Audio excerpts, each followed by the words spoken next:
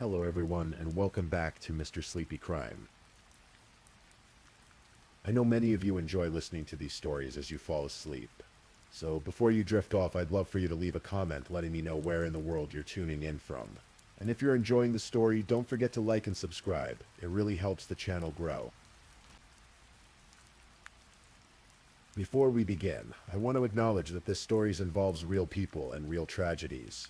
We tell these stories not for entertainment, but to remember the victims and perhaps help others recognize the warning signs that could prevent similar tragedies. For the best experience, feel free to lower the volume a little, just enough to let the story gently carry you off to sleep. Alright, please get comfortable, dim the lights, and let's dive into tonight's first story.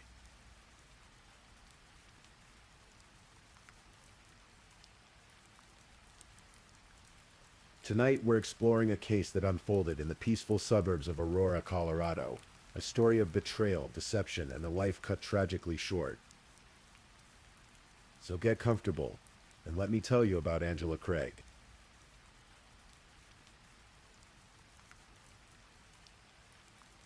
Angela Dawn Prey was born on April 15th, 1979, in Dodge City, Kansas.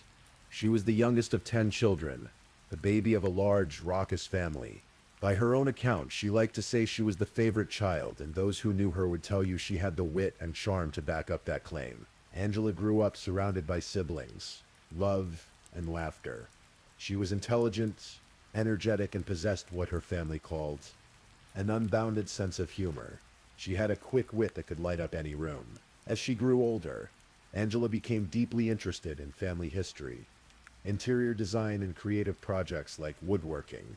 She read widely and approached life with curiosity and passion. On December 18th, 1999, at the age of 20, Angela married James Tolliver Craig. It was the beginning of what appeared to be a beautiful life together. Over the next 23 years, Angela and James would welcome 6 children into the world. 6 beautiful souls who would become the center of Angela's universe. The Craig family eventually settled in Aurora, Colorado, a suburb just outside Denver. James established himself as a successful dentist, opening his own practice called Summerbrook Dental. Angela worked alongside him as one of the office managers, helping to build their family business. Their lives seemed idyllic from the outside. A devoted mother, a successful dentist, 6 children, and a thriving practice. But beneath the surface, cracks were beginning to form.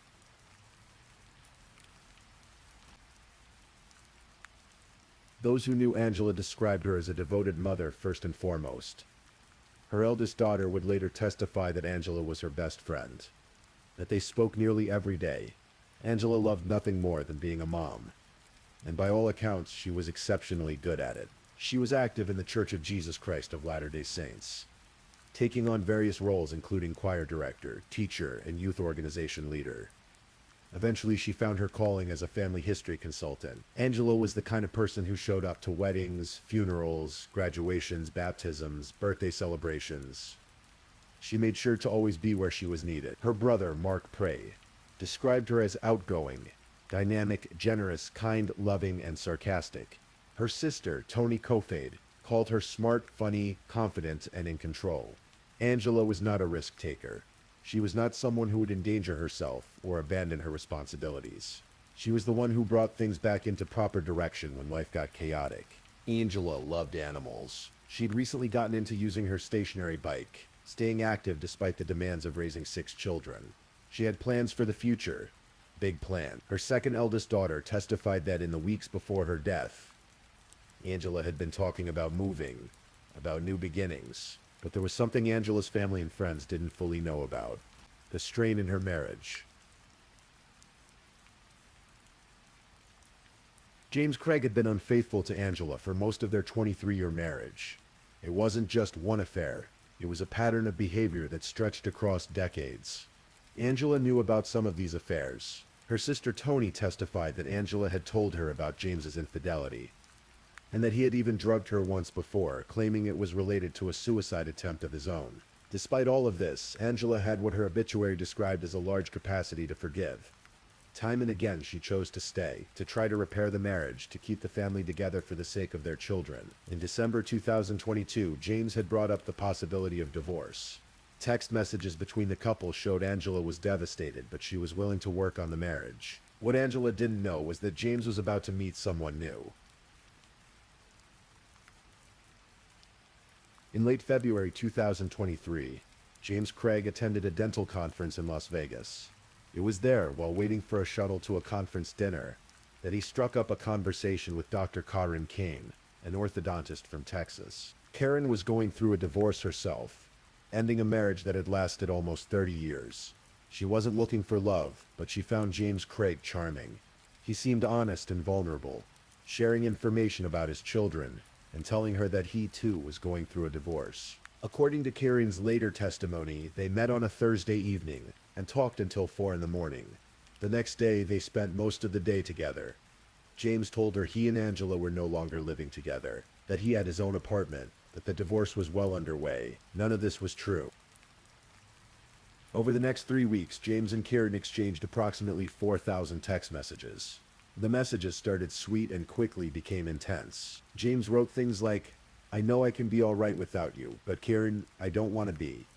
And the problem is that I might be completely in love with you after 3 days, and that's nuts." He wrote to her in Spanish, "Sueña conmigo, my eternal love.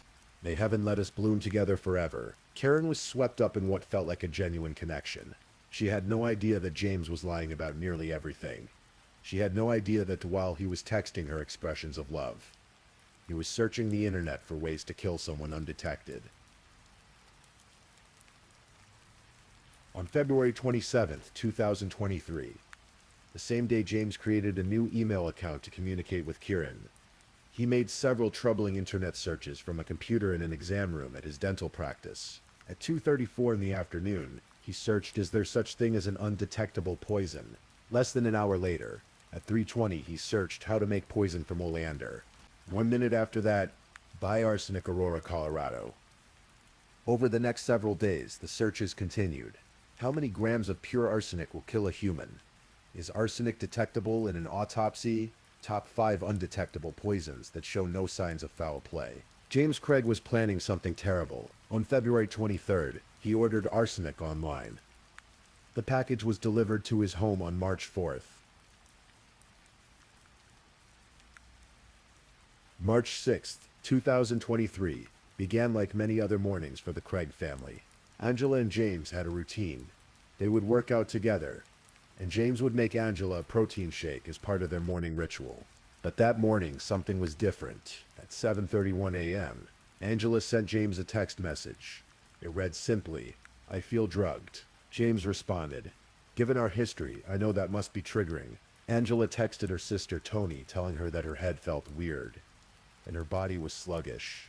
She was seeing spots.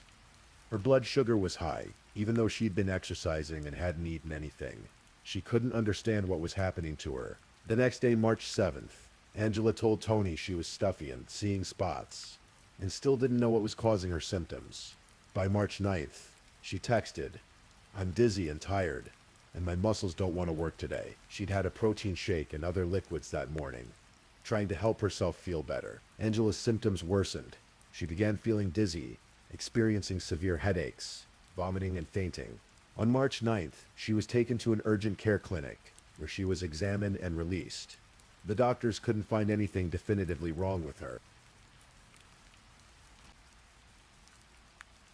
By March 10th, Angela's condition had deteriorated so much that she needed to go to the emergency room. She was admitted to the hospital for the first time. Doctors ran tests, trying to figure out what was making this otherwise healthy, active 43-year-old woman so severely ill. Angela underwent a battery of tests: blood work, imaging, consultations with specialists. No one could pinpoint the cause of her mysterious illness. After a day, she was released, still without answers. Angela was frustrated. She wanted to know what was wrong so she could get back home to her children, back to her normal life. But the illness wasn't over. 3 days later, Angela was back at the hospital. This time, she was admitted for a longer stay, 6 days in total. The medical staff continued to search for answers. Angela's symptoms included dizziness, vomiting, fainting, severe headaches, and a general feeling of being drugged. During this hospital stay, Angela told her brother Mark that she felt like she was shaking on the inside but not shaking on the outside. She was exhausted, confused, and increasingly desperate for answers. Medical records showed that at no point did Angela express suicidal thoughts or ideation. She wanted to figure out what was wrong so she could get better. There was a moment during this hospitalization when Angela's symptoms became so severe that she had to crawl across the floor to call for help because she couldn't stand up on her own.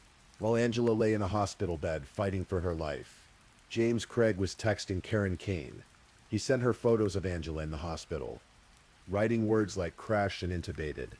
And Doc says she's very, very worried. He told Karen that Angela's condition had worsened so much that medical staff had to resuscitate her. And yet James Craig assured Karen that he could really use her support.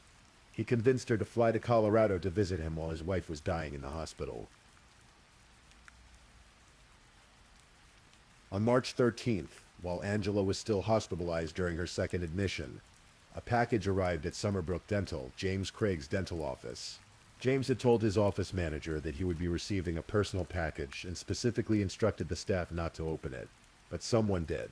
When the office manager went to close the box back up, she saw something that made her blood run cold.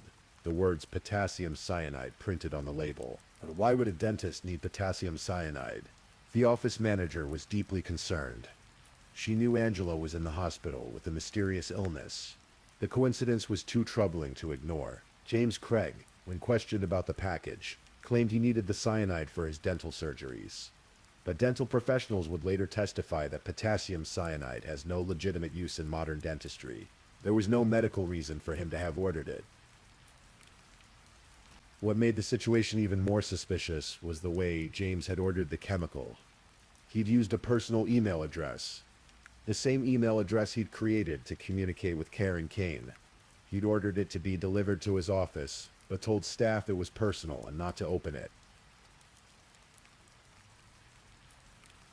After 6 days, Angela was discharged from the hospital on March 14th, 2023.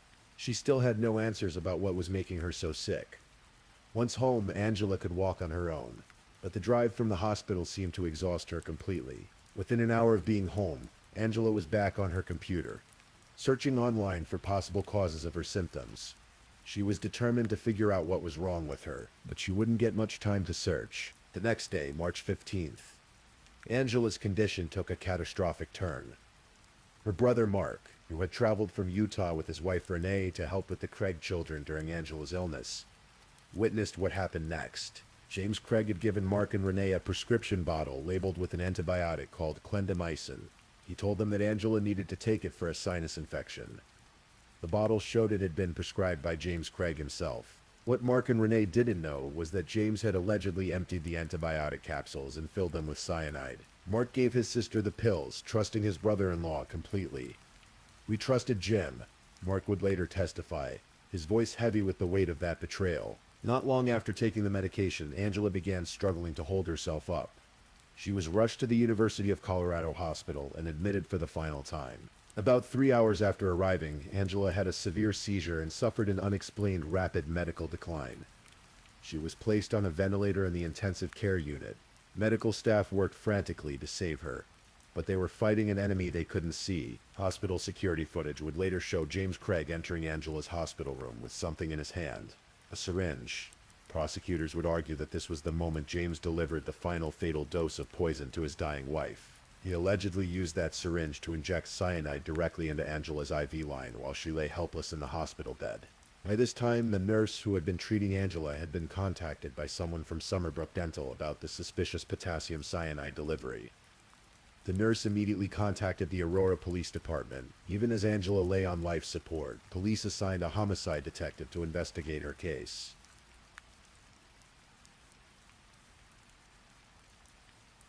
Angela Craig was declared brain dead on March 16th. She was placed on life support while her family gathered to say goodbye. Her 6 children came to the hospital to see their mother one final time. According to her sister-in-law, Renee Prey, Angela's final words before losing consciousness were heartbreaking in their simplicity. "Why do I hurt?" She never got an answer. On March 18th, 2023, at the age of 43, Angela Craig was taken off life support. She was pronounced dead, leaving behind 6 children who would now face the rest of their lives without their mother. The autopsy revealed the truth that the doctors had been unable to find while Angela was alive. She had been poisoned with a lethal cocktail of toxins. The Arapahoe County coroner determined that Angela died from acute cyanide and tetrahydrozoline poisoning. Tetrahydrozoline being the active ingredient found in eye drops like Visine. The autopsy also revealed subacute arsenic poisoning, meaning she had been ingesting arsenic over a period of time. Investigators tested a protein shaker bottle found at the Craig home. It tested positive for tetrahydrozoline but negative for arsenic and cyanide, suggesting James had been careful to clean up evidence between poisonings, or that the arsenic and cyanide had been administered through other means, like the prescription capsules or the syringe in the hospital. Just hours after Angela was pronounced dead, James Craig was arrested and charged with first-degree murder. The 52-page arrest affidavit laid out a devastating case against him. It detailed his internet searches for undetectable poisons. It showed his orders for arsenic, cyanide, and other toxic substances. It included text messages between James and Angela, where Angela expressed her love and commitment to him even as he was systematically poisoning her. The affidavit also revealed James's relationship with Karen Kane and showed that he had been making plans for a future with her while his wife lay dying in the hospital. When confronted by police, James Craig claimed that Angela had been suicidal.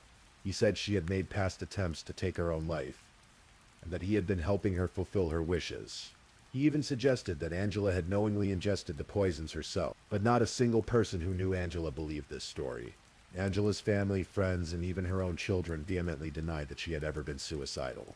Angela's eldest daughter testified that her mother had big plans for the future.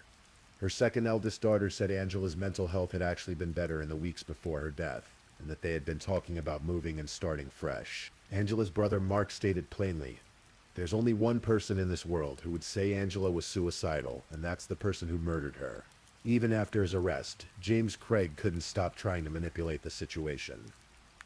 While awaiting trial in jail, he began plotting to cover his tracks and tamper with the case against him. According to prosecutors, James Craig attempted to persuade one of his children to plant false evidence. He asked fellow inmates to help him plant evidence and falsify testimony in his defense. Most shockingly, he offered a fellow inmate $20,000 to kill the lead detective investigating his wife's death, Detective Bobby Olson. He also offered another inmate $20,000 to find people who would falsely testify that Angela had planned to die by suicide. These actions only served to strengthen the case against him, far from being the desperate acts of an innocent man.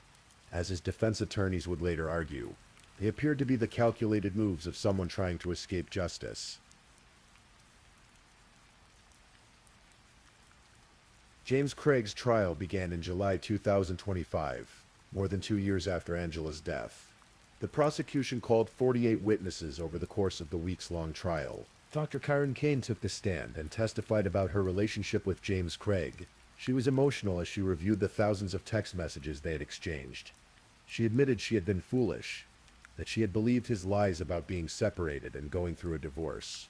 When asked to identify James Craig in the courtroom, she took a long time to find him.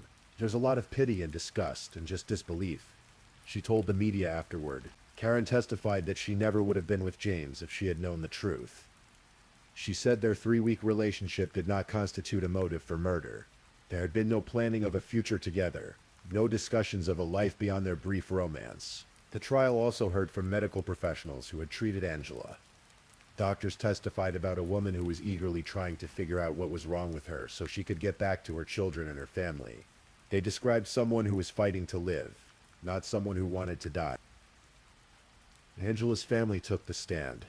Her brother Mark described giving Angela the pills that James had told him were antibiotics. Not knowing they were filled with poison, "We trusted Jim. He said he used me in that process. He killed her right under my nose." Angela's sister Toni broke down on the stand, telling the jury that Angela was her best friend and the heart of their family.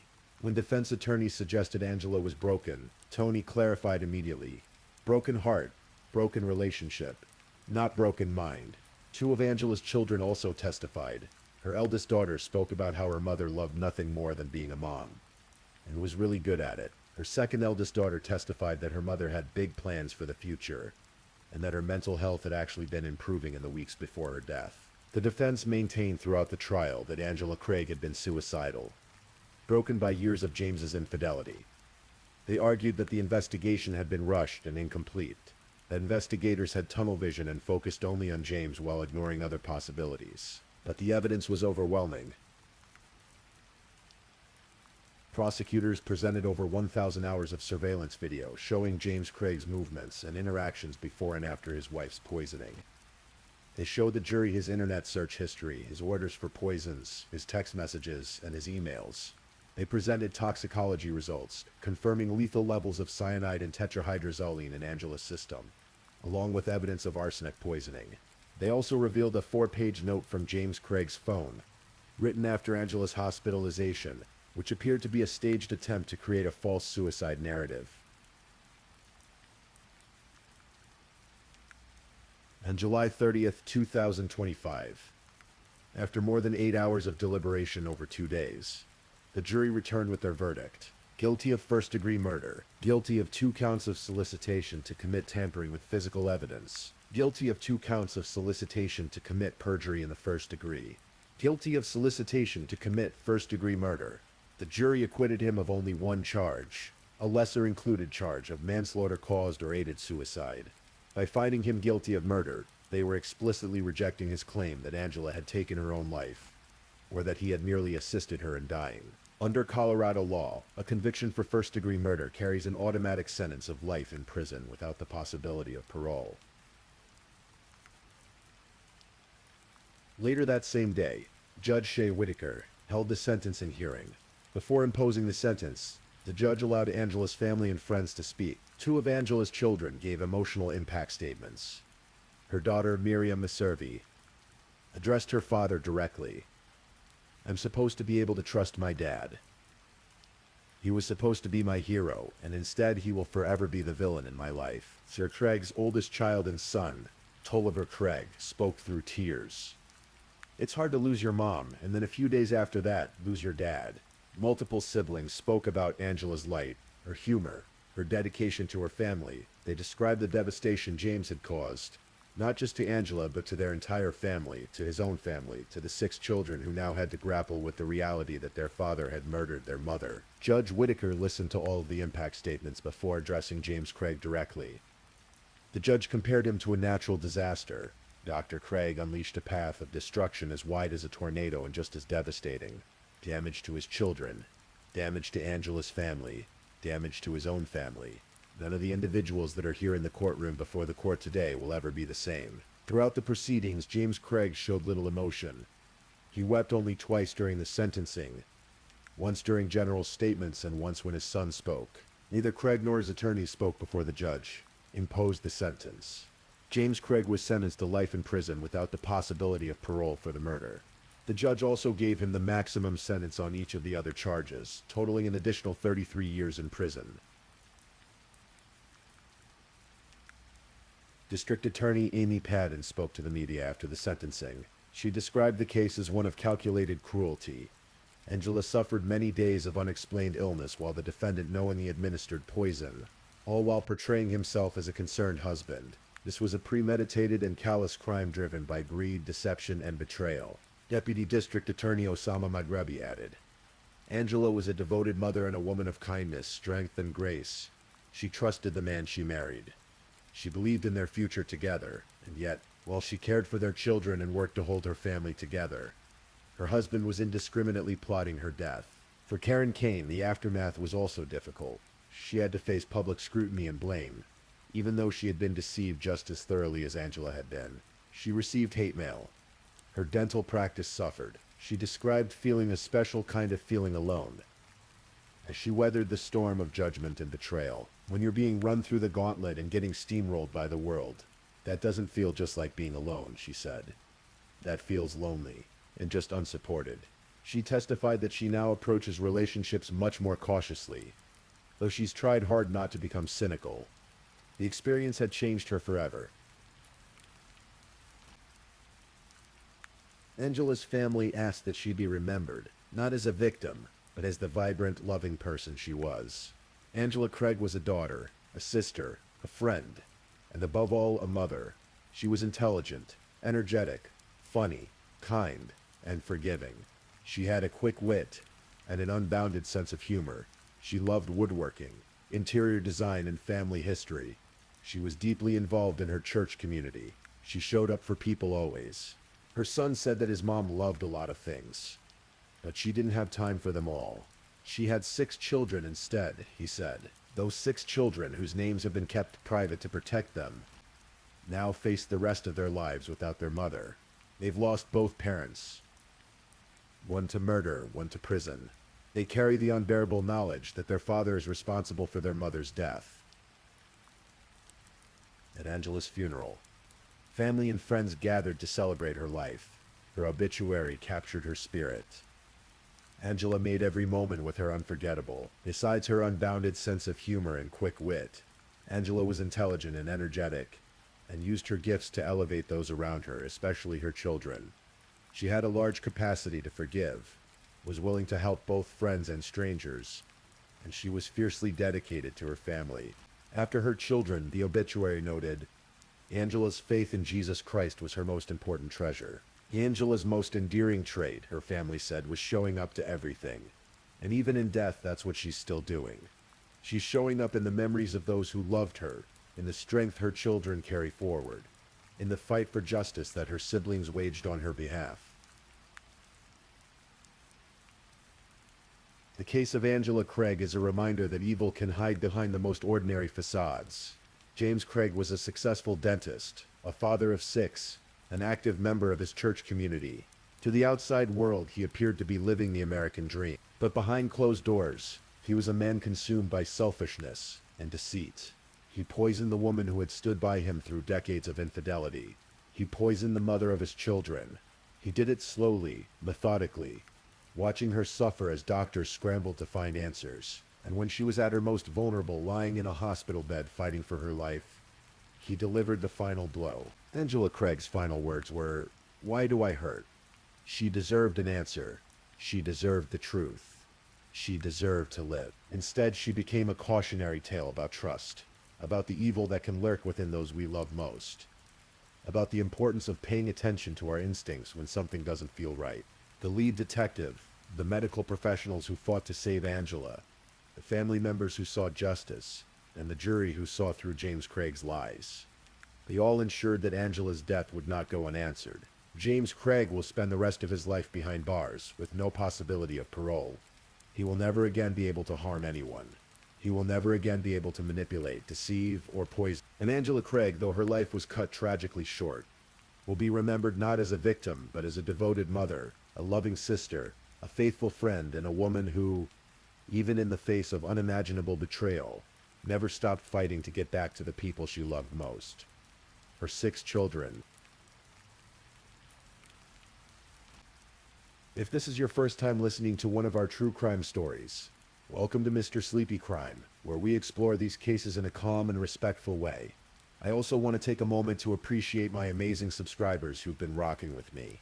Thank you so much for your continued support. If you're still awake and listening, don't forget to drop a comment. Let me know where you're tuning in from and the current time in your corner of the world. Or just say something to let me know you're still here. And if you haven't already, be sure to like this video and subscribe so you don't miss our next true crime stories for sleep. Now let's move on to our second story.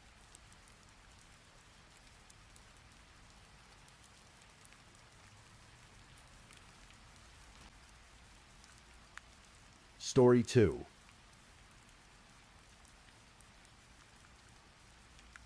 Tonight's story is one of heartbreak and secrets, of a young life that vanished into the California mountains, leaving behind only questions and a family forever changed. This is the story of Aranda Briones, a 16-year-old girl from Moreno Valley, California, who disappeared on a winter afternoon in 2019. It's a story that begins with friendship, traces through betrayal, and ends in a darkness that still haunts the San Bernardino Mountains today. So let me take you back to that January day when everything changed. This is a story told slowly, carefully, with respect for those who loved Aranda and continue to search for answers. In the sprawling suburbs of Moreno Valley, about an hour east of Los Angeles, lived a 16-year-old girl named Aranda Isabel Briones. She had brown hair that caught the California sun, hazel green eyes that shifted in the light, and a small distinctive mark on her chin that made her smile uniquely hers. She wore her nose pierced in the septum, a small act of teenage independence. Aranda's life had not been an easy one. Her parents were largely absent from her world, and so from the age of 3 she had been raised by her grandfather, Carl Horscott, in his home on Via Vargas Drive. Carl and his wife Jeannie had opened their hearts to this little girl, giving her the stability her young life needed. They had been married for 44 years when Jeannie passed away, unexpectedly just 2 years before Aranda's disappearance. The loss devastated the family, leaving Carl to navigate his grief while raising a teenage granddaughter alone. Despite the challenges in her life, Aranda was described by those who knew her as full of life. Someone who cared deeply about everyone around her. She worked at the Moreno Valley Mall, where she was about to be promoted to a leadership role, a testament to her dedication and the trust others placed in her. Her uncle Matthew would later say there was a hole in his heart from her absence. She was constantly in touch with her friends, always on social media, always connected. This was a generation that documented everything, that shared their lives in snapshots and status updates. Aranda had multiple Instagram accounts, one dedicated to makeup that showcased her creative side. She and her friends were in contact constantly, their phones a lifeline to each other's worlds. But like many teenagers navigating the complicated social landscape of high school, Aranda sometimes found herself drawn to friendships that concerned her family. Her uncle Matthew would later admit, with the painful honesty that comes after tragedy, that she didn't always make the best choice in friends. But then again, he would say everybody makes mistakes. Everyone does. To understand what happened to Aranda, we must go back to a November morning in 2017, more than a year before she vanished. It was the 7th of November, and Aranda was a student at Moreno Valley High School, running with a group of friends that included an 18-year-old boy named Owen Skylar Shover. That morning, instead of going to class, Aranda and several friends decided to skip school and hang out at Community Park. It was the kind of small rebellion that teenagers have engaged in forever, seeking freedom in a stolen morning, away from the structure of school. Among them was Owen, and he had brought something dangerous to their gathering, a small caliber handgun tucked into his waist. The morning might have passed unremarkably, just another day of truancy, except that a sheriff's school resource officer happened to be looking for students who were skipping class. When the officer spotted the group in the park and began approaching them, someone shouted a warning. The teenagers scattered in different directions, fear overriding any sense they might have had. Owen, suddenly aware of the weapon he was carrying, made a split-second decision. He tossed the gun to Aranda and yelled for her to hide it. Aranda, frightened and not knowing what else to do, threw the handgun into a nearby drainage canal. But the officer had seen her. He detained her, and later when school administrators questioned her, Aranda told them the truth. The gun hadn't been hers. Owen Shover had given it to her. She had simply panicked and tried to get rid of it. The consequences came down in February of 2018, when the local school board met to decide the fate of both students. In what must have felt like a terrible irony to Aranda, she and Owen were both expelled from Moreno Valley High School. She had tried to help him, had acted on instinct when he threw her his weapon, and now she was paying the same price he was. Aranda enrolled in a nearby continuation school, staying close to her grandfather and the life she knew in Moreno Valley. Owen, however, moved away. He relocated to his father's home in Hesperia, about 50 miles north in San Bernardino County, and enrolled in a continuation school there. For a time they lost touch. Aranda didn't talk about Owen anymore. Her life moved on without him. But Owen had not moved on. According to prosecutors who would later piece together his state of mind, he was incensed about his expulsion, and in his anger, he came to see Aranda's honesty as a betrayal. She had told the truth about whose gun it was, and in his mind that made her responsible for his punishment, for the disruption of his life, for everything that followed. For over a year, this resentment festered, and during that time from November of 2018 through January of 2019, Owen began having conversations on Snapchat, on Facebook, on various social media platforms. He was trying to purchase a firearm. Eventually he succeeded in obtaining one. On the 12th of January, 2019, Aranda received a text message from Owen Shover. They hadn't spoken in over a year, hadn't hung out since before their expulsion. But now, out of the blue, Owen was reaching out with an invitation. He told Aranda he was going to spend the next day making drug deliveries and robbing drug dealers. He invited her to come along, painting a picture of danger and excitement, the kind of rebellious adventure that might appeal to a 16-year-old girl looking for something beyond the ordinary routine of her life. For reasons we can never fully understand, Aranda agreed. Perhaps the friendship seemed repaired. Perhaps the promise of excitement was too tempting. Perhaps she never believed he was serious about the crimes he described. Whatever her reasoning, she told him yes. They made plans to meet at Bayside Park the following afternoon at 5 o'clock. January 13th, 2019 was a Sunday. Aranda left her grandfather's house that day, telling her family she was going to spend time with a male friend from school. It was not unusual for her to go out with friends. There was no reason for Carl to worry more than any grandfather worries when a teenage granddaughter leaves the house. At 5 o'clock as planned, Aranda arrived at Bayside Park. Two of her friends were with her and watched as she got into Owen Shover's Nissan Versa. The friends would later tell investigators what they saw. They watched Aranda climb into the car, watched it drive away heading north toward Box Springs Mountain, and for the first hour everything seemed normal. Aranda was active on social media, posting pictures to her accounts. The photos showed her and Owen together in his car, and her captions radiated happiness. She was with her homie, she wrote. He was even letting her do some of the driving. The snapshots captured a girl who seemed genuinely elated, reunited with an old friend, caught up in the moment. Her friends who saw these posts thought nothing of it.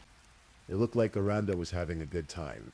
But then, sometime shortly before 6 o'clock in the evening, Aranda went silent.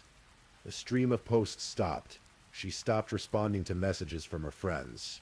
Her Snapchat location, which had been actively tracking her movements, suddenly turned off. When one friend noticed that Aranda's location showed her in an unexpected area and messaged to ask why she was there, the location feature was immediately disabled. Her phone, which had been her constant companion, her link to the world, simply went dark.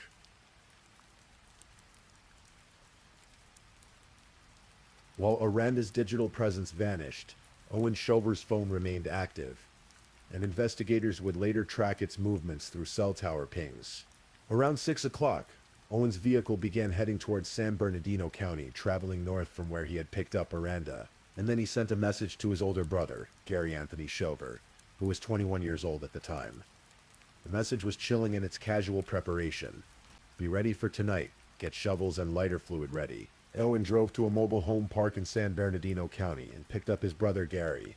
Then with both brothers in the car, they began driving higher into the San Bernardino Mountains, taking state routes 138 and 18, roads that wind through increasingly remote terrain. At approximately 8:30 that evening, Owen Shover turned off his cell phone. For the next hour and 45 minutes, his phone remained off, leaving no digital trail, no cell tower pings to track their movements. This was the dark space in the timeline, the gap where something terrible happened in those mountains. Whatever occurred during those missing hours, only the Shover brothers truly know, but investigators would later discover evidence that painted a grim picture. When Owen's phone finally turned back on at 10:15 p.m., he was back at his father's house on Brevalea Street in Hesperia. Aranda was not with him. The next morning, when Aranda had not come home and had not contacted anyone, her family knew something was wrong. This was not like her. She was always in touch, always connected to her friends and family. The silence was deafening. Her brother Daniel and her uncle Matthew contacted the Moreno Valley Police Department to report her missing. The family told police that Aranda had been dropped off at Moreno Valley Community Park, near Frederick and Cottonwood, around 6 or 6:30 p.m., based on what they had been told. They mentioned that a friend named Owen had claimed to be the last person to see her, said he had dropped her off at the park and seen her get into a gray four-door sedan. But when investigators pulled footage from surveillance cameras at the park, something didn't match up. Aranda was not seen on any of the cameras around the time. Owen claimed to have dropped her off. In fact, there was no indication she had ever been at the park that evening, and the gray four-door sedan Owen described was also nowhere to be seen on the footage. The family didn't recognize anyone who owned a car matching that description. Daniel would tell reporters that when they reviewed the footage, it looked like nobody had been dropped off between 6 and 6:30 at all. According to Aranda's brother, the Snapchat map feature had actually placed her phone at a completely different location that evening. not at the park where Owen said he had left her. The investigation moved quickly. The Moreno Valley police began working the case immediately. And within days, the FBI had joined the search. Human trafficking investigators were brought in, considering every possible explanation for a missing teenage girl. The family organized search parties. They printed flyers with Aranda's picture and description. 5'4", 110 pounds, brown hair, hazel green eyes, nose piercing, a unique mark on her chin. Last seen wearing a white and blue jacket, dark jeans, and a dark shirt. About 200 people gathered at Moreno Valley Community Park for a vigil. They held candles and prayed and remembered a girl who was full of life. Carl Horscutt, Aranda's grandfather, told reporters it had been a living hell. Despite everything, he said he still held on to a glimmer of hope that he would see his granddaughter again. Aranda's father, Chapo Lee, who had been out of her life until just a few months before her disappearance, spoke through tears about having just reconnected with his daughter. He had not seen her since she was 4 years old. Their reunion in November had been the happiest moment of his life. And now she was gone. She's alive to me, he said. She's always going to be alive until I find her. The family pleaded with anyone who might know something to come forward. Matthew Horscott made an emotional appeal to other teenagers who might be covering for a friend, or might be scared to speak up. The only person you're hurting right now is Aranda, he said. The investigation led detectives back to the person who had last been with Aranda, Owen Shover. As they dug deeper into his story, the inconsistencies mounted. The timeline didn't work. The surveillance footage contradicted his account, and investigators discovered his online conversations about attempting to purchase a firearm in the months leading up to Aranda's disappearance. Then came the forensic evidence. Investigators searched Owen's Nissan Versa and sprayed luminol in the trunk, a chemical that reveals the presence of blood even after attempts to clean it. The luminol showed something alarming, evidence of a significant amount of blood that had pooled toward the bottom of the trunk, underneath the carpeting. DNA was extracted from the vehicle and analyzed. It matched Aranda Briani's. Investigators also searched the home where Owen and Gary lived, with their father in Hesperia. According to neighbors who witnessed the search, authorities dug in the backyard and retrieved items including blankets and articles of clothing. The evidence pointed toward a meticulously planned murder, not a random disappearance. On February 11th, 2019, less than a month after Aranda vanished, police arrested both Shover brothers at their home on Grevelia Street in Hesperia in the early morning hours. Owen Skylar Shover, then 18 years old, was arrested on suspicion of murder. His older brother Gary Anthony Shover, then 21, was arrested on suspicion of conspiracy to commit murder. At a press conference, Riverside County Sheriff's Lieutenant Chris Durham announced that investigators had received evidence that led them to believe Aranda was the victim of a homicide. While the brothers were in custody, the search for Aranda continued. Volunteers and law enforcement personnel combed through the San Bernardino Mountains where they believed her remains might have been disposed of, but no trace of her has ever been found. Both brothers pleaded not guilty to the charges, and then, for years, the case seemed to stall. The coronavirus pandemic in 2020 slowed everything down, and even after the world began functioning more normally, delays continued to plague the case.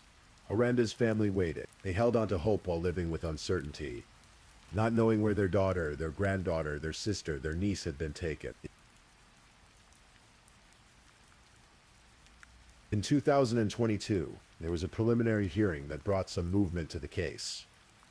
A judge dismissed the first-degree murder charges against Gary Shover. Instead, he would face charges as an accessory after the fact, suggesting he had helped cover up the crime rather than participating in the murder itself. Then in March of 2024, more than 5 years after Aranda's disappearance, Gary Shover accepted a plea deal with the Riverside County District Attorney's Office. He pleaded guilty to being an accessory after the fact to first-degree murder. He was sentenced to 1 year in jail, followed by 12 months of probation, and was required to pay victim restitution. Owen Shover maintained his not guilty plea and chose to go to trial. In August of 2024, Owen's trial finally began in Riverside County Superior Court. The case was considered important enough that District Attorney Mike Hestron personally prosecuted it, something he rarely did. He would later tell reporters it was good for an elected district attorney to try a case occasionally, to stay connected to the work being done in the courts, and to be reminded of how difficult that work truly is. The prosecution's case was built on the timeline. The forensic evidence, the digital trail, and the motive that had been simmering for over a year. They argued that Owen had lured Aranda into his car with promises of adventure, that he had planned her murder carefully, that he had enlisted his brother's help to cover up the crime. They presented evidence of the blood found in his vehicle, the messages about shovels and lighter fluid, the phone data showing the journey into the mountains during those crucial hours when Aranda's phone went silent and Owen's phone went dark. The trial lasted 6 days. Riverside County Superior Court Judge Timothy Hollenhorst presided over the proceedings. Aranda's family sat in the courtroom, watching as the details of her final hours were reconstructed, as the evidence of her murder was laid out piece by piece. The jury deliberated for just over a day. When they returned to the courtroom, they had reached their verdict: guilty of first-degree murder, with a special circumstance finding of lying in wait. This meant that Owen had concealed his intentions, had waited for the right moment to strike, had planned Aranda's death in advance. On October 25, 2024, nearly 6 years after Aranda vanished, Owen Skylar Shover stood before Judge Hollenhorst for sentencing. Several of Aranda's loved ones gave victim impact statements, describing the devastation her disappearance had brought to their lives. One friend described Aranda as a kind spirit who was always joyful, even in bad moments. Then Judge Hollenhorst addressed Owen directly, and his words were stark and uncompromising. "There are many questions left unanswered," the judge said. "None more than where is Aranda?" He looked at the young man before him and continued, "Mr. Shower, from what I can tell about you, it appears that you are not capable of feeling remorse, so I do not intend to lecture you on how devastating your actions were in this case. However, there is no question in this court's mind that you are the face of pure evil." Judge Hollenhorst then imposed the sentence required by law for first-degree murder, with special circumstances, life in prison without the possibility of parole. Owen Shover, who had just turned 23 years old, would spend the rest of his life behind bars. District Attorney Hestron spoke to the press after the sentencing. "The victim didn't deserve this," he said. "She was just a kid. She had her whole life ahead of her. This was a tremendous loss, all because of one person's choice. It's truly heartbreaking." He also revealed a disturbing detail that spoke to Owen's lack of remorse. On the day of his conviction, Owen had spoken to his grandfather from jail, wondering aloud whether he should get a trophy for being a convicted murderer. It was a comment that seemed to confirm the judge's assessment that Owen was incapable of feeling genuine remorse for what he had done. Today, Aranda's body has still not been found. Somewhere in the San Bernardino Mountains, in terrain that is vast and unforgiving, in landscapes that can swallow secrets and hold them for decades, Aranda remains. Search parties have combed through the areas where investigators believe she might have been left, but the mountains are too large, the possible locations too numerous. Carl Horscott, who raised Aranda from the age of 3, who lost his wife and then his granddaughter within 2 years, still hopes to one day give Aranda a proper burial. The family still prays for that closure, for the ability to lay her to rest with dignity, to have a place they can visit and remember her. The case raises uncomfortable questions about teenage friendship, about the masks people wear, about the way resentment can metastasize into something monstrous. Aranda had trusted Owen enough to get into his car that January afternoon. She had posted pictures expressing happiness to be with her old friend. She had no way of knowing that the smiling homie beside her had spent over a year plotting his revenge for what he perceived as her betrayal. For the simple act of telling the truth when questioned by school administrators about a gun she never should have been given. For refusing to lie to protect someone else at the expense of her own integrity. Aranda paid with her life. Her story is preserved now in court records and news articles, in the memories of those who loved her, in the social media posts that captured her final happy moments. She remains frozen at 16 years old, forever young, her potential forever unrealized. The white and blue jacket she wore that day, the dark jeans, the nose piercing that was part of her identity, the distinctive mark on her chin, all of these details were shared thousands of times on missing person posters. But she was never found. The gray sedan Owen described was a fiction. The story about dropping her off at the park was a lie. The truth was darker and more permanent than anyone wanted to believe in those early days of searching. As you drift towards sleep tonight, perhaps you'll think about Aranda Isabel Briones. About a girl who was full of life and who cared about everyone. About a teenager who was about to get a promotion at work, who loved makeup and social media and staying connected with her friends. About a granddaughter who was loved fiercely by a grandfather who never stopped hoping to see her again. Her family still remembers her laughter. They remember a girl who brought light into their lives.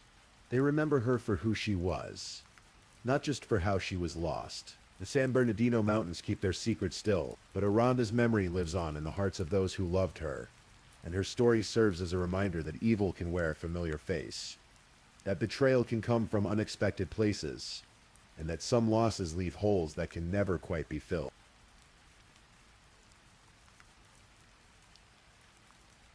If you're still awake and listening, check whether you've left your little goodnight comment. I always check your comments before I sleep too.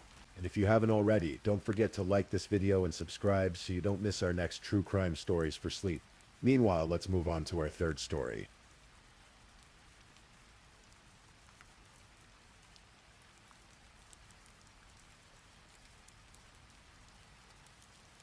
Story 3.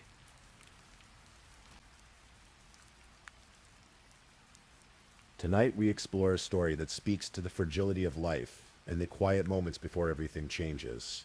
This is a case from Orlando, Florida, a place known for its magic and wonder, but where, in the spring of 2018, a young woman's dreams were tragically cut short. Let's walk through this story together, slowly and carefully, honoring the life of 23-year-old Vanessa Coakley.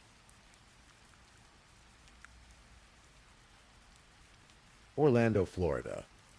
A city of theme parks and perpetual sunshine where tourists flock and dreams are manufactured daily. But for those who live there, it's simply home.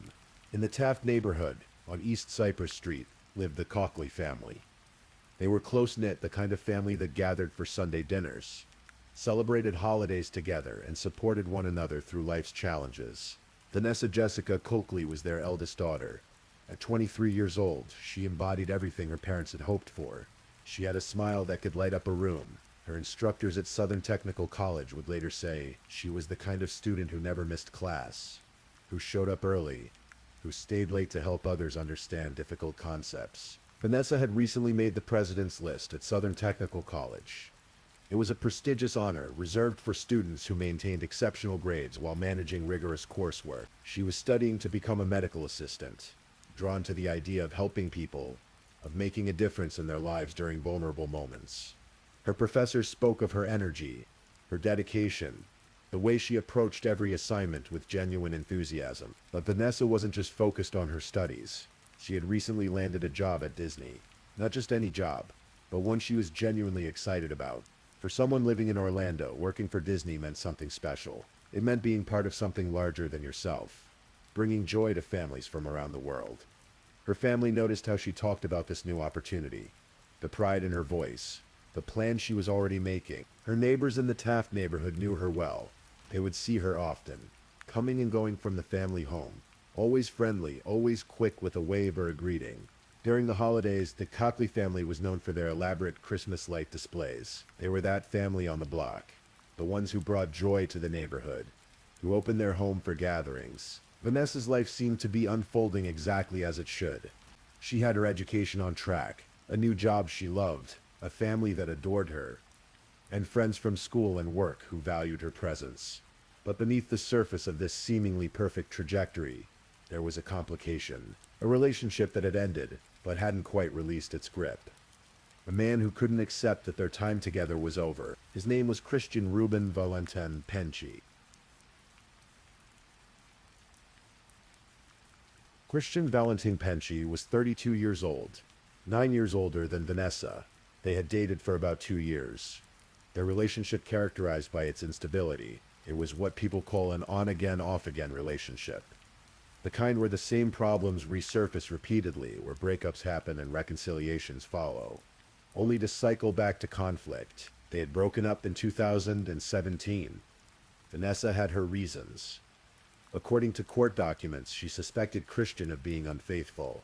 Trust once broken is difficult to rebuild, and Vanessa had decided she was done trying. She was young, with her whole life ahead of her. She was building something for herself, and she didn't need the drama and heartache that the relationship brought. But Christian couldn't let go. Even after the breakup, he tried to rekindle what they'd had. He wanted her back. Her family would later tell investigators that Christian was actively trying to resume the relationship. But Vanessa had made her position clear. She wasn't interested. She had moved on, at least in her mind and heart. She was focused on her future, on her studies, on her new job. Christian, meanwhile, was struggling. His brother would later tell police that Christian had been dealing with depression. He was going through a difficult custody battle with his ex-wife over their children. It was the kind of situation that drains you emotionally and financially, that makes you feel like you're losing control of your life. And then in late March of 2018, Christian lost his job. He had been working as a van driver for a company called Omicron Granite on John Young Parkway. According to court documents, he was fired for multiple reasons: poor performance, failing to show up for work, and suspected theft. Investigators would later discover he had been stealing floor polishers from the company and pawning them. It was a desperate act, the kind born of financial pressure and poor judgment. So here was Christian Valentin Penci in late March 2018. Jobless, depressed, fighting with his ex-wife over custody, and rejected by the woman he still wanted to be with. It was a perfect storm of personal crisis. And when people are in crisis, when they feel like everything is slipping away, they sometimes make choices that are unthinkable in calmer moments. Christian lived at the Sand Lake Courtyard condominiums, also known as the Heritage Hotel. It was a former motel converted into apartments, located at 7900 South Orange Blossom Trail. His unit was number 1101. It was here, in this modest apartment, that the tragedy would unfold. Saturday, March 31st, 2018. It was Easter weekend, a time of celebration and renewal. The Coakley family had plans for their Easter dinner the next day. It would be a typical gathering for them, full of food and laughter and togetherness. Vanessa was looking forward to it. That evening, around 8 o'clock, Vanessa told her parents she was going out for a bit. She said she'd be back in a few hours. She left the house wearing a red and white striped dress, carrying a black and brown bag. But there was something telling about what she didn't take with her: her uniform for the Disney training session scheduled for the next day. This detail would later strike investigators as significant. If Vanessa had planned to stay out overnight, surely she would have taken the uniform she needed for her first day of training. No, she had every intention of coming back home that night. Her parents watched her leave. It was just another Saturday evening. Nothing unusual, nothing that would have raised alarm. How could they know it would be the last time they'd see their daughter alive? Vanessa went to Christian's apartment. We don't know exactly what brought her there. Perhaps he had contacted her asking to talk. Perhaps there were belongings she needed to retrieve. Perhaps she thought she could make things clear to him one final time, that their relationship was truly over. Whatever the reason, she went to apartment 1101 at the Sand Lake Courtyard condominiums. Between 9 and 10 o'clock that evening, Vanessa's family tried calling her. The phone rang, but she didn't answer. They tried again. Still nothing. This wasn't like her, but it was still early. Maybe she was driving, or her phone was on silent. They'd hear from her soon, they thought, at some point before midnight. According to phone records, Vanessa's phone stopped broadcasting its location. The phone that she lived on, as her family would later describe it to detectives, went dark. It was as if she had vanished into thin air, but Vanessa hadn't vanished. She was still in apartment 1101, and something terrible had happened there. According to Christian's later confession and court documents, there was an argument that night.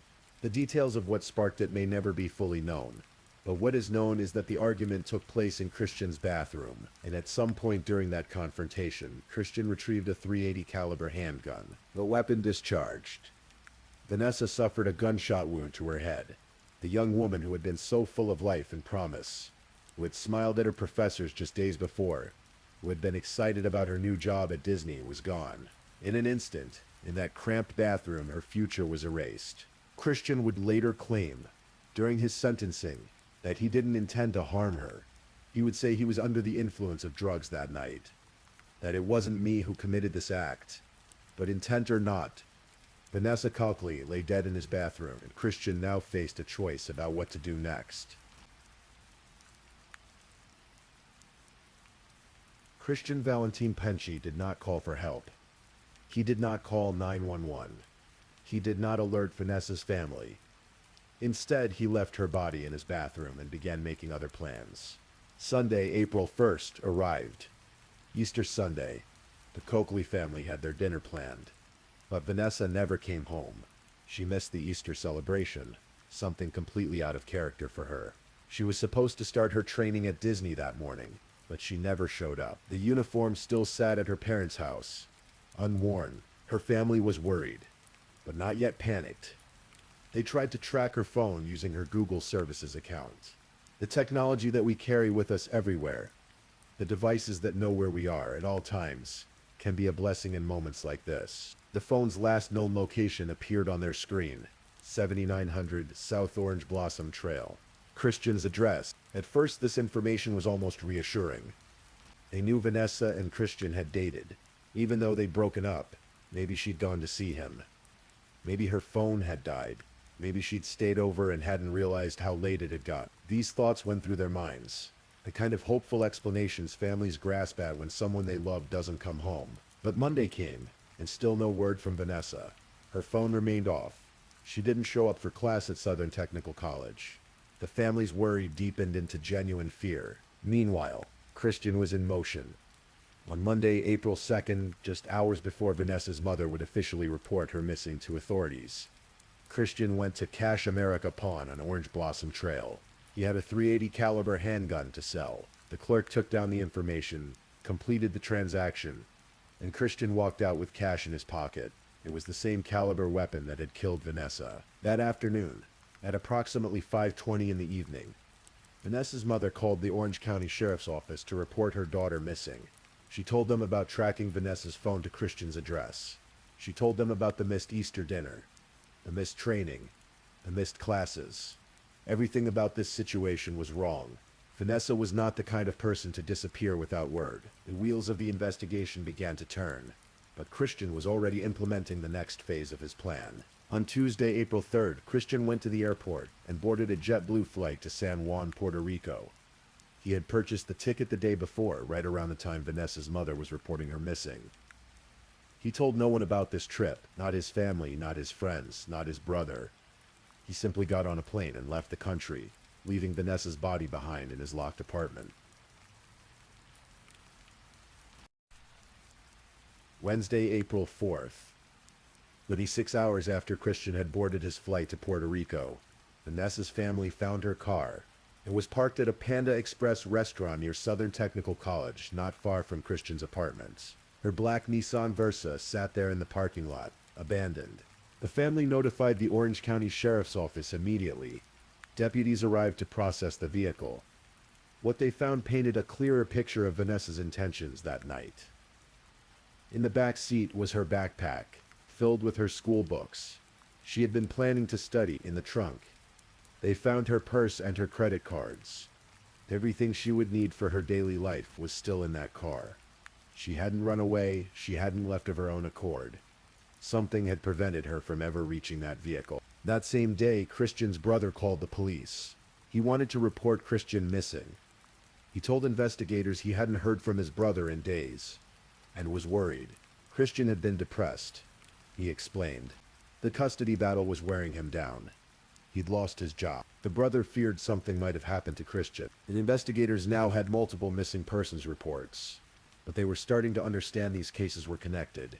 A woman missing, her ex-boyfriend also missing, her phone last pinged at his address, her car found near his home, and no one had heard from either of them in days. On Thursday, April 5th, the pieces fell into place for investigators.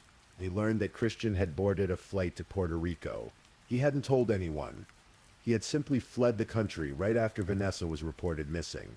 The same day he pawned that handgun, the timeline was becoming clearer and more damning. Late that evening, the judge signed a search warrant for Christian's apartment. Deputies from the Orange County Sheriff's Office prepared to enter Unit 1101 at the Sand Lake Courtyard condominiums. Early on Friday morning, April 6th, they executed the warrant. They entered the apartment and began their search. In the bathroom, they made the discovery they had feared but expected. Vanessa Cuckley's body. She had been there for 6 days. The young woman who should have been attending classes, working at her new job, having dinner with her family, lay lifeless in that small bathroom. The investigation was now a homicide case. The medical examiner would confirm the cause of death. A gunshot wound to the head. The scene was processed. Evidence collected. Photographs taken. Every detail documented. And somewhere in Puerto Rico, Christian Valentin Penci was either unaware that his apartment had been searched, or knew it was only a matter of time before he was found. The Orange County Sheriff's Office issued a warrant for Christian's arrest. First-degree murder. They coordinated with authorities in Puerto Rico. Christian's photograph was distributed. Be on the lookout for this man, 32 years old. Wanted for murder. On Saturday, April 7th, Puerto Rican authorities located Christian. He was arrested without incident and taken into custody on the murder warrant. He was also charged with grand theft in an unrelated case. The stolen floor polishers from his former workplace catching up with him. The extradition process began. Christian was transported back to Orlando, back to Orange County, where he would face justice for what he had done. On Thursday night, April 12th, he was booked into the Orange County Jail. His mugshot was taken, his fingerprints recorded, his belongings cataloged. He was placed in a cell to await trial. The evidence against him was substantial. Vanessa's body found in his apartment. His flight from the country immediately after her disappearance. The pawned gun. The timeline that showed him buying a plane ticket and selling a weapon while Vanessa's family searched desperately for her. No jury would have difficulty connecting these dots. Perhaps Christian knew this. Perhaps his attorney counseled him on the strength of the prosecution's case. Or perhaps after months in custody, the weight of what he had done became too much to deny. On Tuesday, January 29th, 2019, nearly 10 months after Vanessa's murder, Christian Valentin Penci stood before a judge. He was now 33 years old. Assistant State Attorney Will J. addressed the court, outlining the evidence, the confession, the plea agreement. Christian Valentin Penci pleaded guilty, not to first-degree murder, but to second-degree murder. It's a legal distinction that matters greatly in terms of sentencing. First-degree murder requires premeditation, planning, intent. Second-degree murder acknowledges that the killing was intentional, but perhaps not planned in advance. It was a compromise, the kind that happens in courtrooms every day. The prosecution gets a guaranteed conviction without the time and expense of a trial. The defendant avoids the harshest possible sentence. Christian admitted to killing Vanessa. He confessed that they had argued in his bathroom. He confessed to shooting her. The details of that confession remain sealed in court documents, the specifics known only to the attorneys, the judge, and Christian himself. His sentencing was scheduled for Friday, April 12th, 2019. Exactly 1 year and 6 days after Vanessa's body had been discovered. 1 year and 12 days after she had died. The courtroom was full on that Friday in April. Vanessa's family was there, of course. They had waited a year for this moment. A year of grief, of anger, of emptiness where Vanessa should have been. Her mother prepared a statement. How do you put into words what it means to lose a child to violence? How do you make someone understand the magnitude of that loss? Christian was led into the courtroom. The judge presided. The formal proceedings of sentencing began. Before the sentence was handed down, Vanessa's mother stood to address the court and the man who had killed her daughter. As Vanessa's mother, she said, "You will never understand what you have done by taking my firstborn." The words hung in the air. Firstborn. All the hopes and dreams that parents invest in their children, multiplied in that first child. The person who made you a parent, who changed everything about your life, who you watched grow from infant to toddler to child to young woman, gone, murdered by someone she had once cared for. Then Christian was given the opportunity to speak.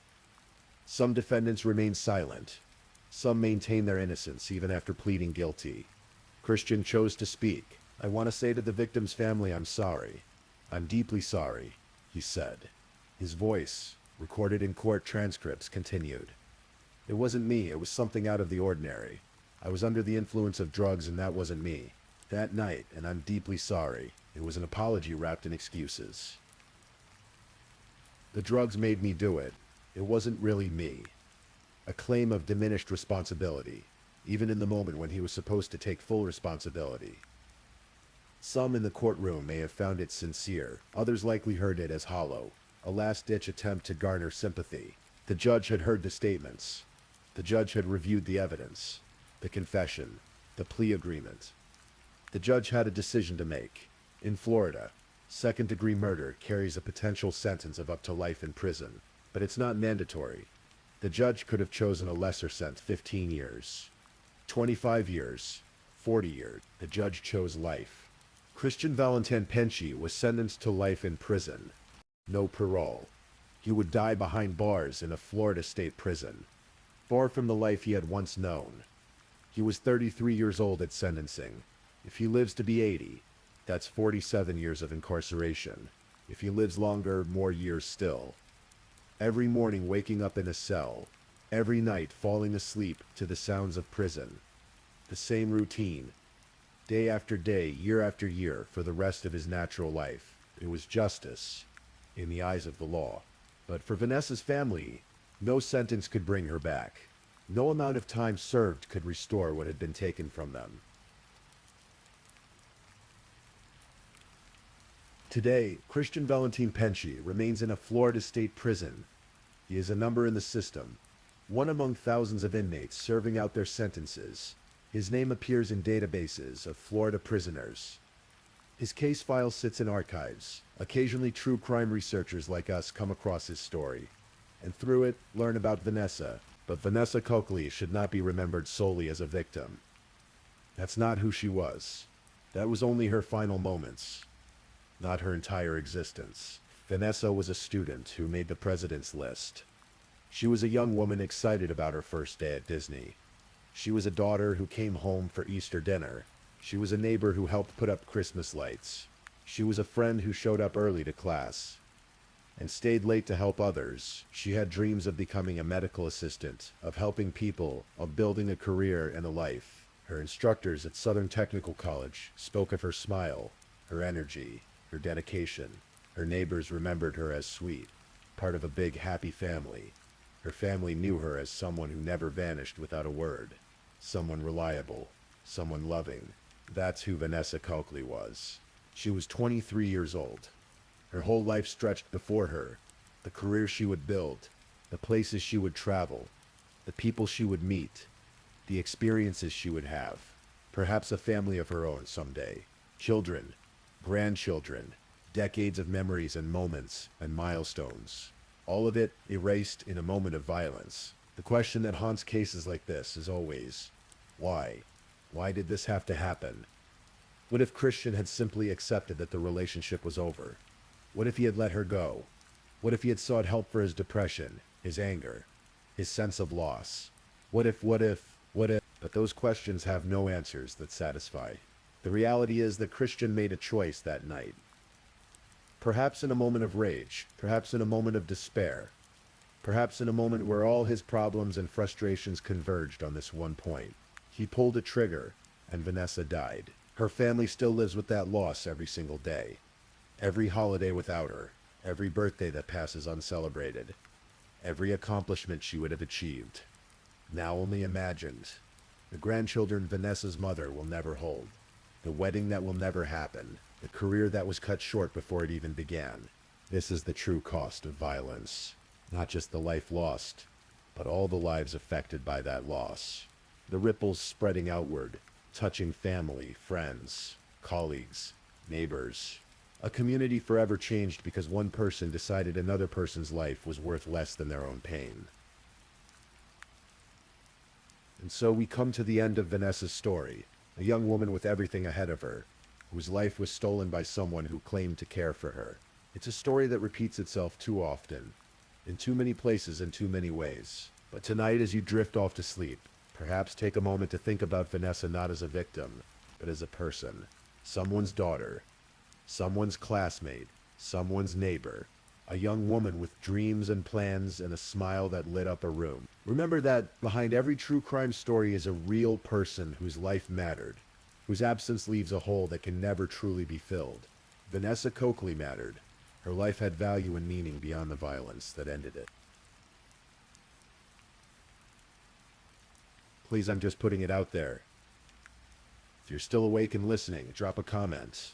Let me know where you're tuning in from, the time in your part of the world, or just say something to let me know you're still with me. And of course, if you haven't already, like this video and subscribe so you don't miss the next true crime story for sleep. Now, let's move on to our fourth story.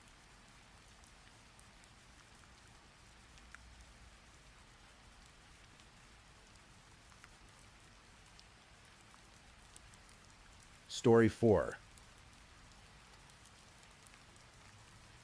Tonight we're going to explore a story from Philadelphia, a case that unfolded slowly over many months, revealing truths that were buried in the New Jersey Painlands. This is a story about a young mother, a dangerous relationship, and a family's relentless search for answers. This is the story of Teneke Daniels. In the early 2000s, South Philadelphia was a neighborhood of row houses and tight-knit communities, where families had known each other for generations. The streets were lined with corner stores and familiar faces. Among those faces was a 27-year-old woman named Teneke Daniels. Teneke was a mother of 3 young boys. Yazim, her eldest, was 12 years old. Damon was 10, and little Yamin was only 3. Like many mothers in the neighborhood, Teneke's days revolved around her children. She stayed in close contact with her own mother, Gail Daniels, who lived nearby in the Grays Ferry section of the city. The bond between mother and daughter was strong. They spoke regularly, and Gail knew her daughter's routines, her habits, her voice. Teneke had struggled with some difficulties in her life. She had dealt with substance abuse issues in the past, something that had led to occasional brushes with the law. In 2004, she had been arrested for shoplifting in Lower Merion Township, a suburban area just outside Philadelphia. These were the kinds of troubles that many people face when trying to navigate difficult circumstances. But through it all, Teneke remained devoted to her children.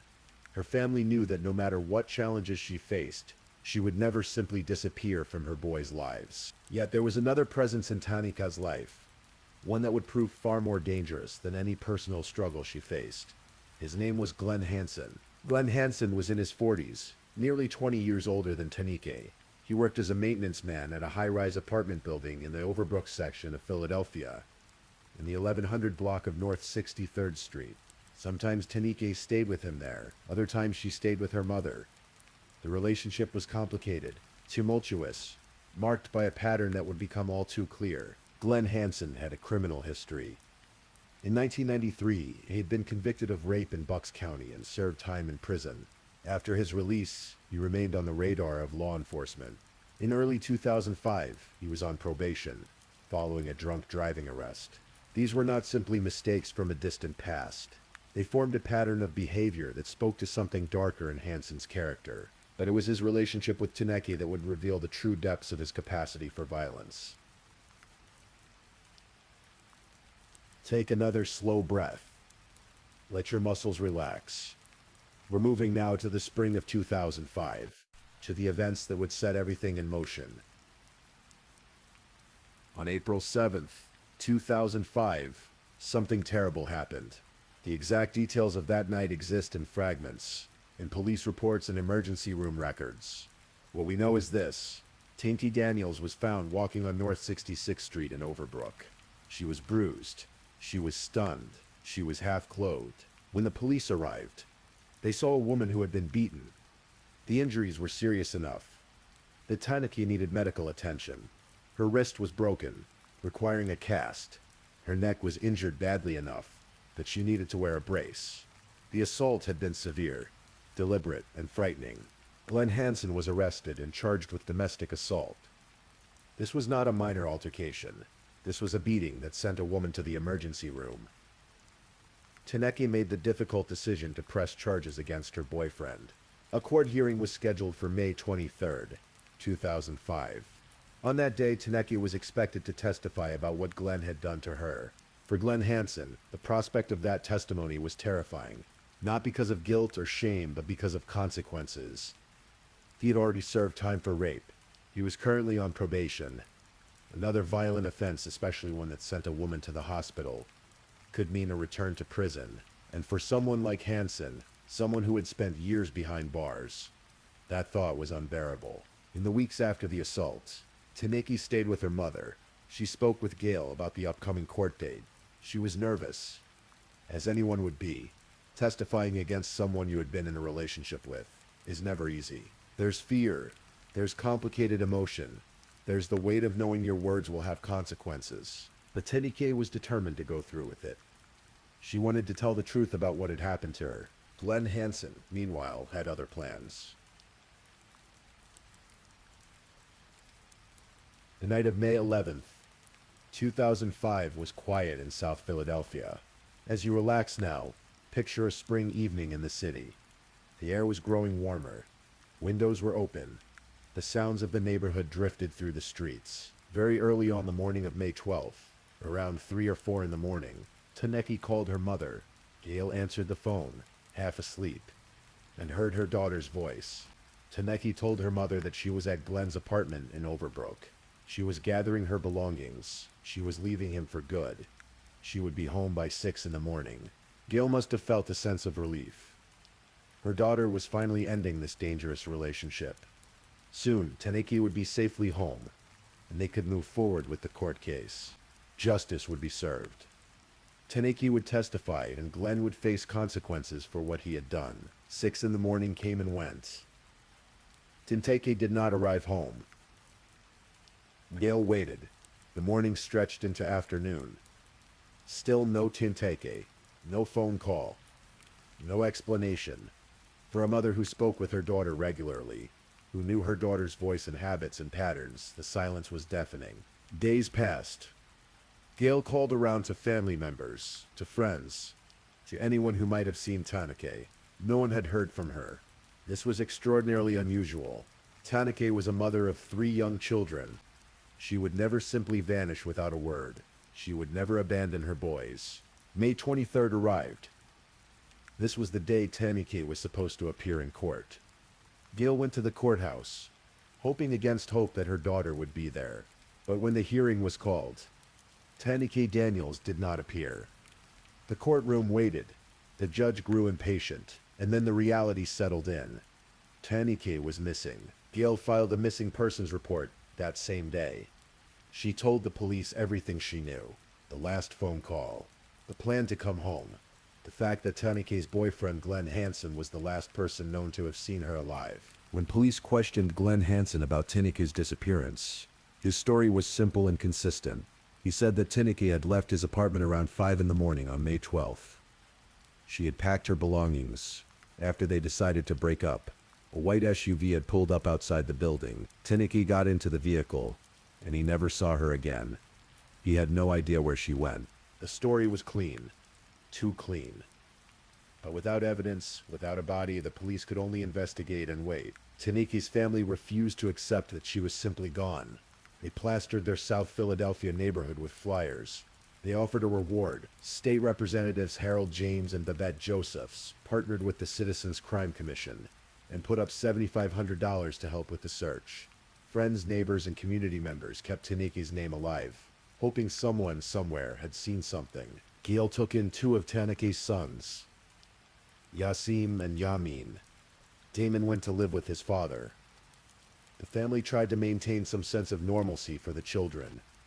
But how do you explain to young boys that their mother has vanished? Weeks turned into months. Summer came and went. Fall arrived. Winter settled over Philadelphia. Still, there was no sign of Taniki Daniels. The family clung to hope, but with each passing day, that hope grew more fragile. And all the while, Glenn Hansen went about his life, working his maintenance job, living in his apartment, carrying the weight of a terrible secret.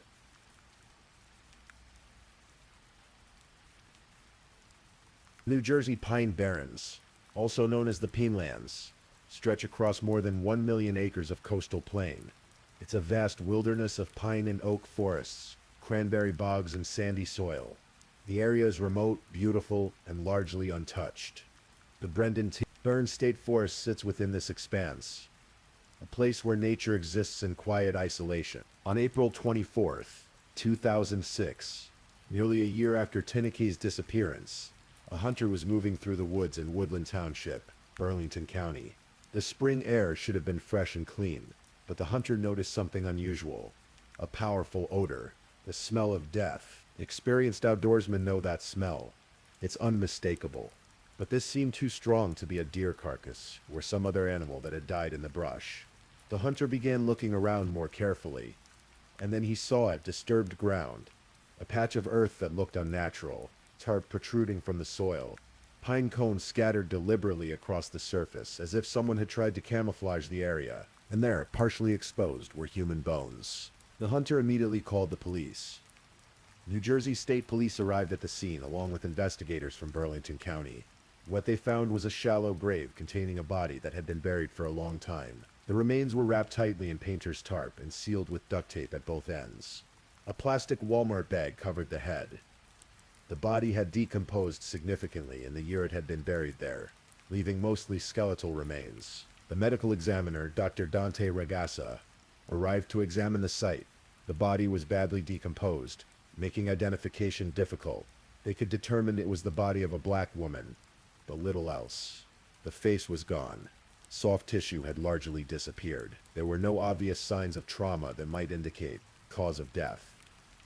Though Ragassa initially noted asphyxiation as a possible cause based on the positioning in the plastic bag. But there was one crucial detail that would make all the difference. Among the bones, investigators found something metal. A surgical pin. The kind of pin that doctors use to repair broken bones. This pin had been inserted into a leg bone, suggesting the person had suffered a significant injury at some point in their life. That evening, the local news carried a story about the discovery of human remains in the Pinelands. A family in South Philadelphia was watching. Tenida Daniels, Teniki's older sister, saw the broadcast. Her heart must have sunk.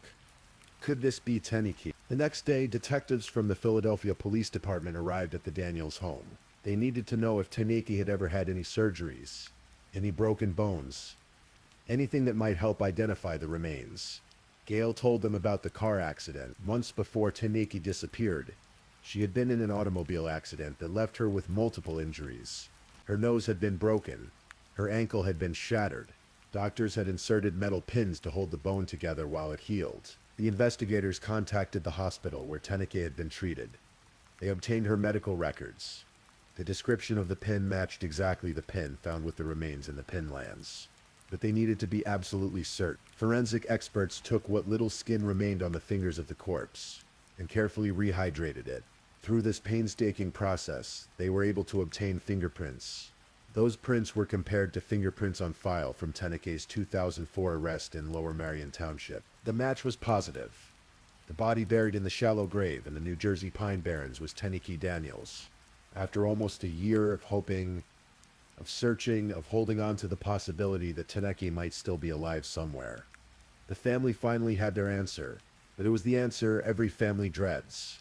Teniki wasn't coming home. She had been dead all along, buried in a remote forest nearly 50 miles from Philadelphia. The case was now officially a homicide investigation, and the prime suspect was obvious.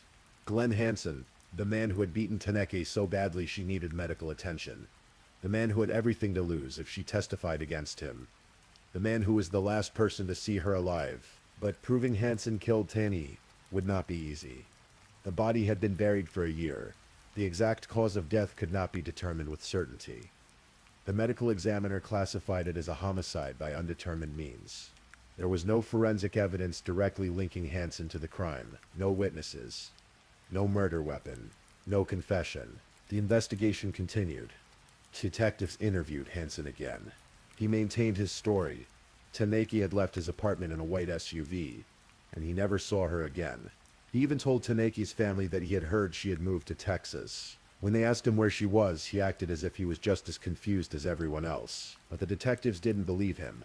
They continued to investigate, to interview people who knew Hansen, to search for any crack in his story. Months passed. The case seemed to be going cold. And then finally, someone came forward with information that would change everything.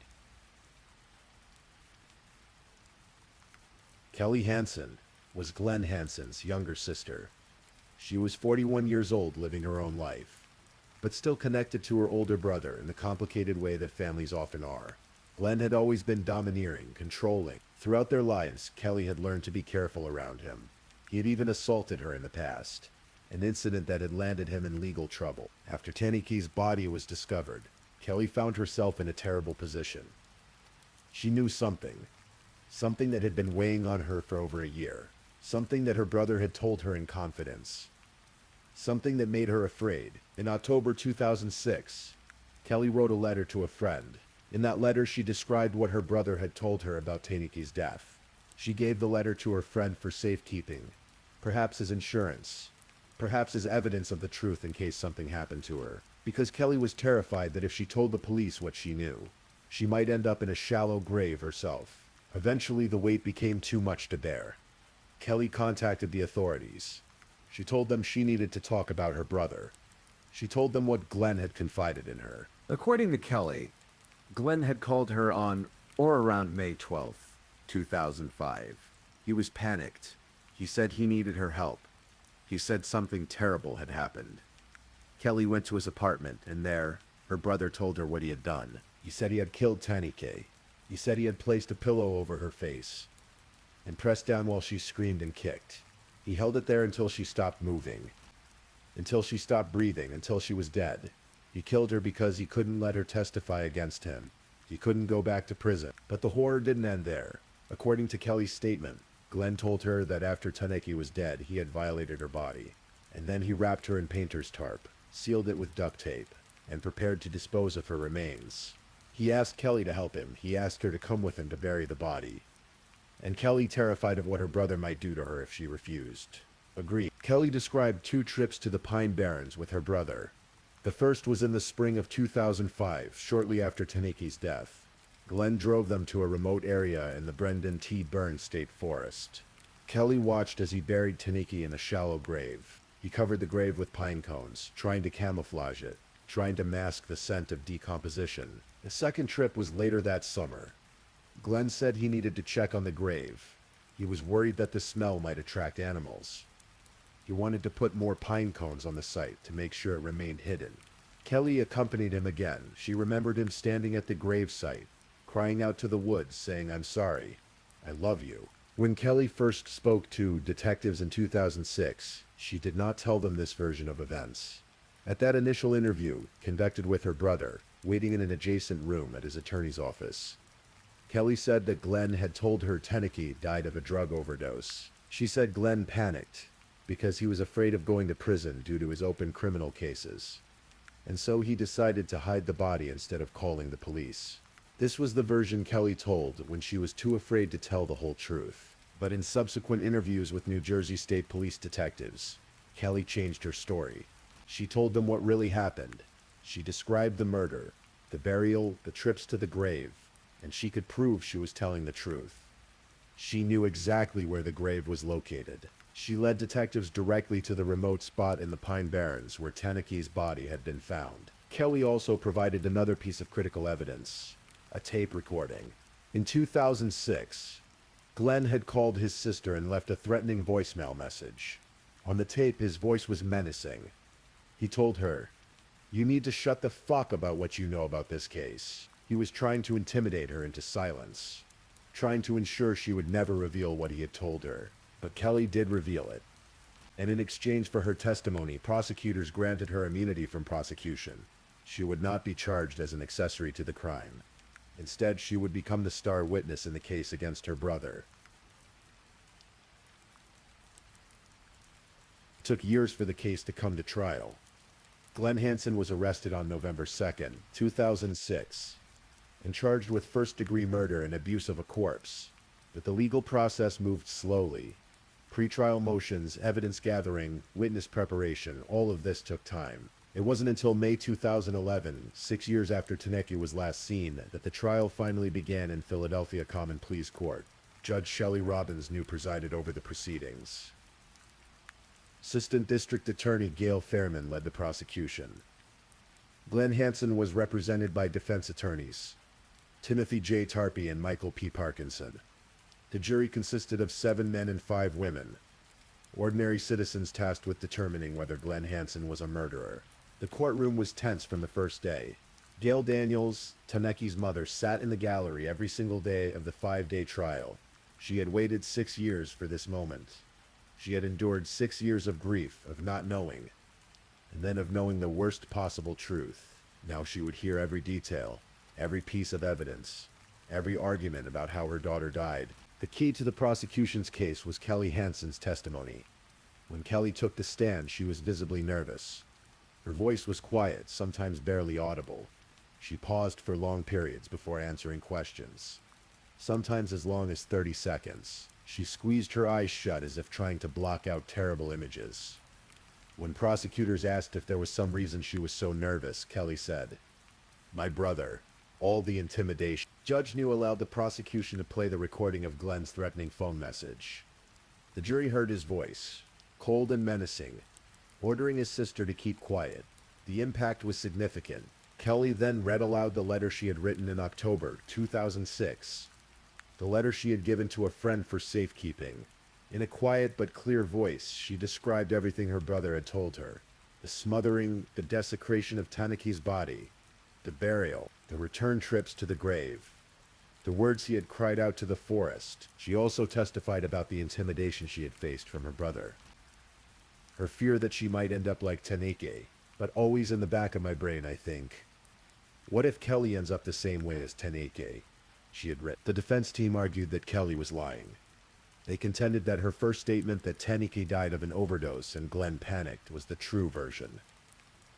They suggested that Kelly changed her story because she was afraid of being charged as an accomplice. They argued that the medical examiner's initial finding of asphyxiation had pressured investigators to believe Kelly's second version because it fit what they wanted to believe.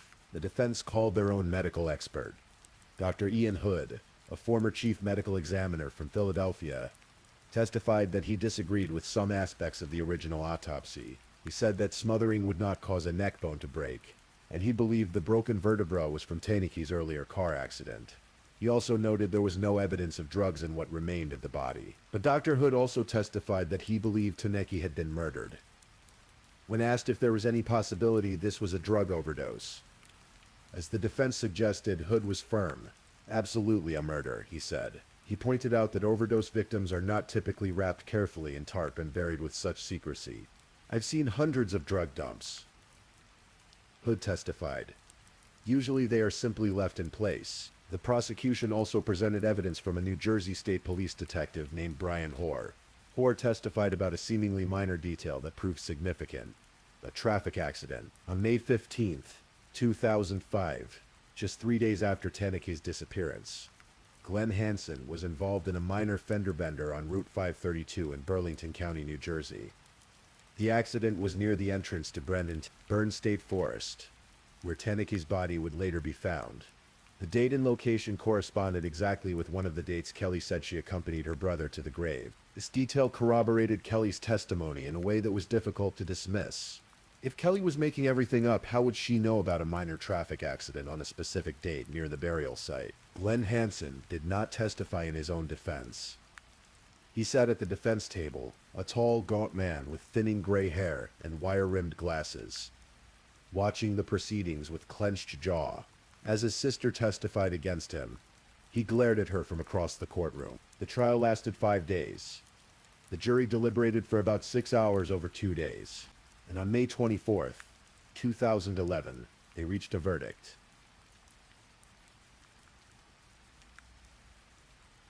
When the jury filed back into the courtroom, Glenn Hansen's face showed a slight smile. Perhaps he believed the defense had succeeded in creating reasonable doubt. Perhaps he thought his sister's testimony wouldn't be enough. Perhaps he still believed he could escape justice for what he had done. But as the jury forewoman stood and read the verdict, that smile disappeared. His eyebrows arched. His expression fell. Guilty of first-degree murder. Guilty of abuse of corpse. Gail Daniels, who had sat through every moment of the trial, wept quietly. After 6 years of waiting, of grieving, of seeking answers, she finally had justice for her daughter. "I'm just glad it's over," she told reporters afterward. "I'm just glad he got his just desserts." A first-degree murder conviction in Pennsylvania carries an automatic sentence of life in prison without the possibility of parole. There was no sentencing hearing needed, no deliberation over punishment, Glenn Hansen would spend the rest of his life behind bars. The prosecutors had not sought the death penalty, so prison would be his fate until the end of his days. Judge New set a formal sentencing date for the following day, though it was merely a formality.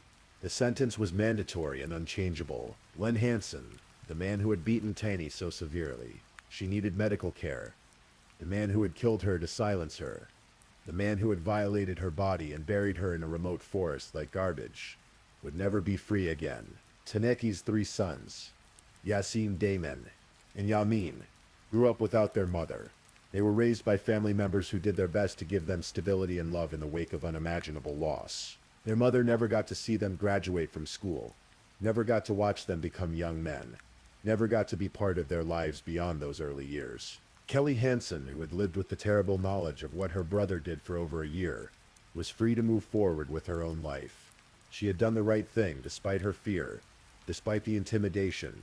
Her testimony had been crucial in bringing her brother to justice. And in a remote section of the New Jersey Pine Barrens, the site where Taneke Daniels lay buried for nearly a year remains a quiet place. The pine trees continue to grow. The sandy soil continues to shift with the seasons. The forest has reclaimed the area, leaving no visible trace of the tragedy that occurred there. But Taneke is not forgotten. Her family remembers her. Her community remembers her. Her story serves as a reminder of the dangers of domestic violence, of the escalating patterns of abuse that can lead to tragedy, of the importance of believing victims when they come forward. Taneke Daniels was 27 years old when she died. She was a daughter, a mother, a sister. She deserved to live, to watch her children grow, to find happiness and peace. Instead, she became another victim of intimate partner violence. Another name in the long, heartbreaking list of women killed by men who claimed to love them. May her memory be a blessing. May her story encourage others to speak up, to seek help, to escape dangerous relationships before it's too late. And may we remember that behind every true crime story is a real person, a real family, a real loss that echoes through the years. Please, if you're still awake, let's move on to our last story.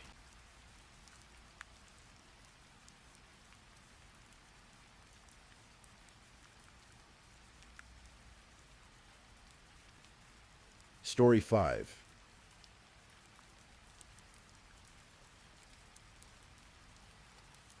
Tonight we journey together through a story that unfolds slowly, like pages turning in the dim light of evening. This is a tale of lives intersecting in the coastal town of Bournemouth, where the sea meets the cliffs and where darkness can hide beneath the most ordinary surfaces. Take a deep breath. This is the story of Simon Shotton, a man whose life ended in the late summer of 2023. In circumstances that would shock a quiet seaside community and reveal the devastating consequences of addiction, manipulation, and violence. Simon Shotton was 49 years old when his story came to its tragic end. To understand what happened to him, we must first understand who he was, and the winding path that led him to Bournemouth in the summer of 2023. Simon was born into a family that would later speak of him with love, despite the complicated relationship addiction had forced between them. He had children, a son named Wesley among them, who remembered his father as someone filled with love and care, even when circumstances made that love difficult to show consistently.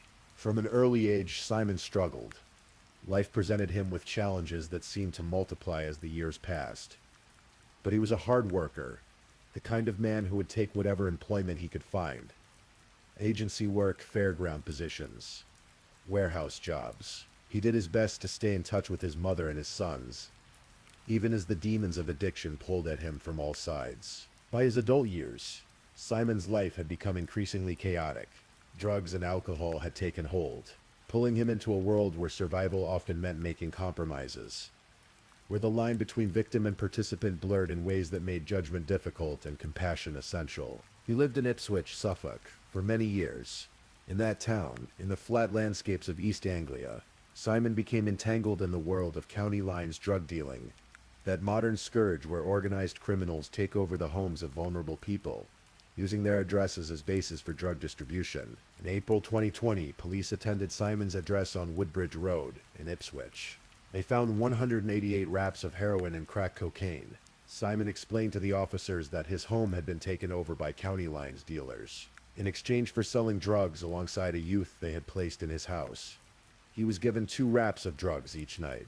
It was a form of payment, a form of control, a form of imprisonment. The court found him guilty of possessing crack cocaine and heroin with intent to supply. He received a 2-year prison sentence, suspended for 2 years. But addiction is not deterred by suspended sentences. By February 2022, Simon was back in Ipswich Crown Court. This time he was sentenced to 3 years and 1 month in prison for possession with intent to supply Class A drugs, along with possessing a bladed article. He served his time. In September 2022, Simon was released on license, stepping back into a world that felt both familiar and threatening. He had received threats about returning to Ipswich. There were drug debts. People whispered to the tune of £10,000. Returning to Suffolk felt like walking into a trap. So Simon made a choice. He decided to move to Bournemouth, a Victorian resort town on the south coast, where the beaches stretch golden and the pier reaches out into the English Channel. Perhaps he hoped for a fresh start. Perhaps he simply hoped for survival. Under the supervision of the probation service, Simon made the coastal town his new home. His probation officer arranged monthly meetings, coordinating through text messages. They even provided him with a SIM card for a mobile phone, a lifeline of sorts. But Simon had nowhere to live. Housing was scarce. Money was scarcer.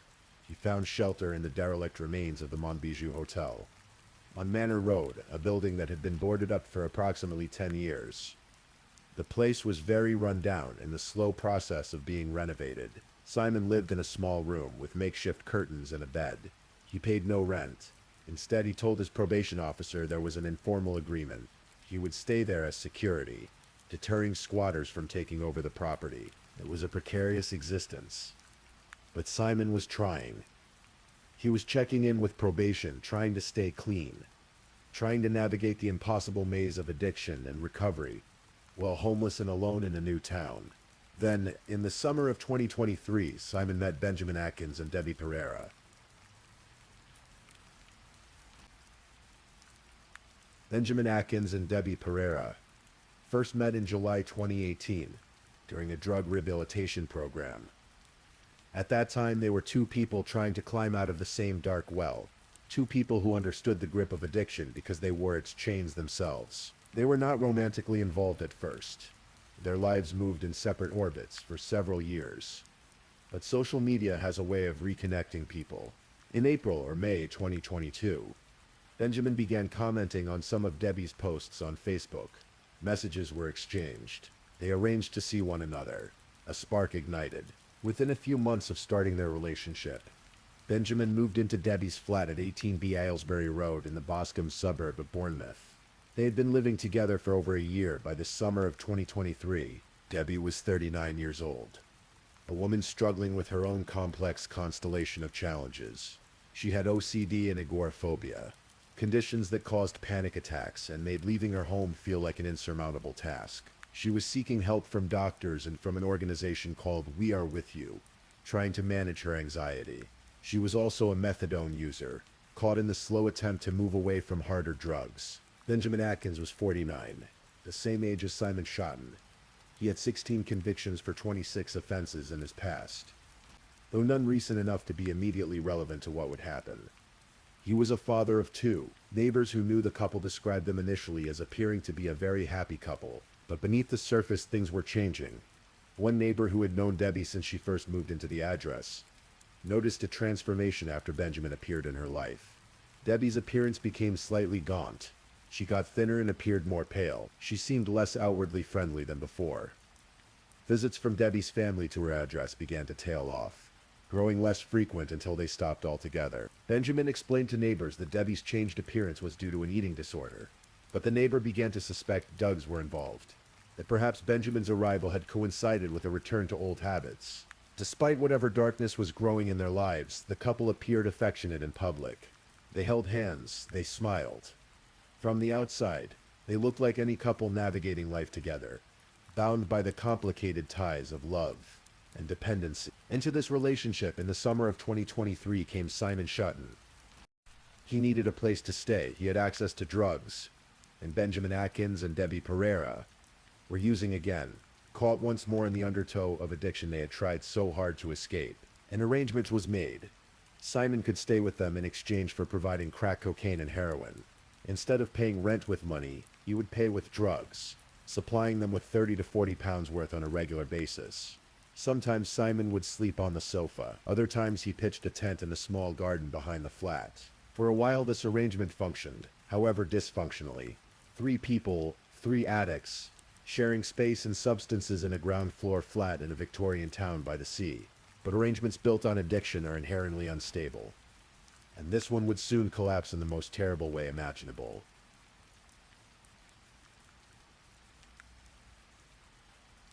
As July turned to August in 2023, tensions in the flat on Aylesbury Road began to rise.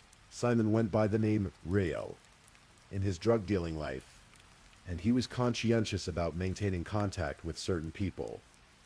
He had a friend, a woman he texted regularly. In those messages, he began to reveal his growing unease about his living situation. The general gist of his messages, this friend would later tell police, was that Simon is staying with a male who was not nice to him, and a female who was nice to him. Benjamin Atkins, it seemed, was becoming increasingly difficult. He borrowed money from Simon, money that was never returned. Debbie, trying to keep the peace, would pay Simon back herself. But behind Debbie's back, Benjamin was doing something darker. He was threatening Simon, blackmailing him into giving extra drugs on the side, beyond the agreed amount for rent. The leverage Benjamin used was brutal in its simplicity. He would report Simon's drug dealing to his probation officer, which would result in Simon being returned to prison for breaching his license. Simon was trapped. He had nowhere else to go. The threats from Ipswich still hung over him. The debts still loomed. And now, in the place he had found temporary shelter, he was being manipulated and threatened by the man whose home he was staying in. The evidence of this would later be found in text exchanges between Simon and another acquaintance named Rafal Krasinski, and in conversations with a woman named Donna McGuire. Simon was scared. He was trying to find somewhere else to stay. He realized it was no longer safe for him at the house on Aylesbury Road. But finding alternative accommodation when you are homeless, under probation supervision, and caught in the web of addiction is not simple. Simon was trying, but time was running out.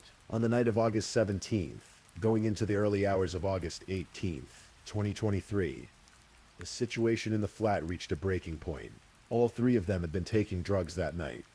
When the drugs ran out, Benjamin and Debbie wanted more. In the pre-dawn darkness, while Simon was distracted, Benjamin took money from Simon's wallet. Debbie acted as a distraction, keeping Simon's attention elsewhere while the theft occurred. With the stolen money, Benjamin and Debbie left the flat around 4:30 in the morning to score more drugs on the street. They returned around 7 in the morning, just as dawn was breaking over Bournemouth. Simon's phone rang. He answered. He had discovered the theft. He was understandably angry. He demanded his money back. Benjamin Atkins laughed at him. He brushed it off. When they returned to the flat with the newly purchased drugs, Benjamin and Debbie did not share them with Simon. Instead, they went off to the bedroom together, closing the door behind them. What happened next would be the subject of testimony, cross-examination, and ultimately a jury's verdict.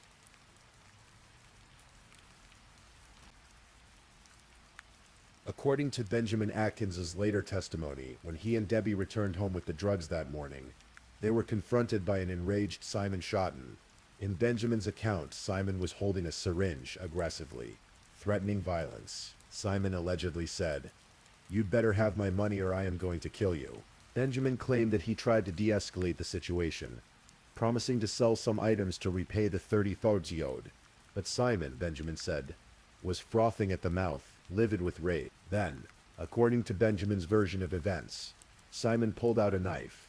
He poked Benjamin in the stomach with it a couple of times. A fight erupted. Benjamin claimed he tried to defend himself by grabbing the knife. He described the scene as carnage, insisting that Simon was trying to kill him, and that there was no doubt about it. In his testimony, Benjamin said he tried to defend himself by stabbing Simon with the end of a plastic hairbrush, until it snapped, then by hitting him over the head several times with a speaker until Simon stopped moving. When Simon finally lay still, Benjamin checked his pulse. There was none. Simon Schotten, 49 years old, father, son, troubled soul, was dead. This was Benjamin's story. His claim of self-defense, but the jury would not believe it. The physical evidence, the aftermath, and Benjamin's own actions told a different story. One of ferocious violence that went far beyond what self-defense could justify. The fight took place somewhere in the flat, the bedroom, the hallway. The exact location was uncertain, but what was certain was the violence of it. The judge would later describe the attack as ferocious and unnecessary. Even if Simon had started the confrontation, even if there had been some element of Benjamin defending himself initially, the level of force used was so extreme that it crossed the line into murder. After Simon lay dead, Debbie was in the bedroom. She would later claim she knew nothing of what was happening, that she was shocked when Benjamin told her what had occurred, that the prosecution would paint a different picture. One of a woman who, if she did not participate in the killing, certainly participated in what came after. Benjamin took Simon's crack pipe from the dead man's pocket. It was loaded with crack cocaine.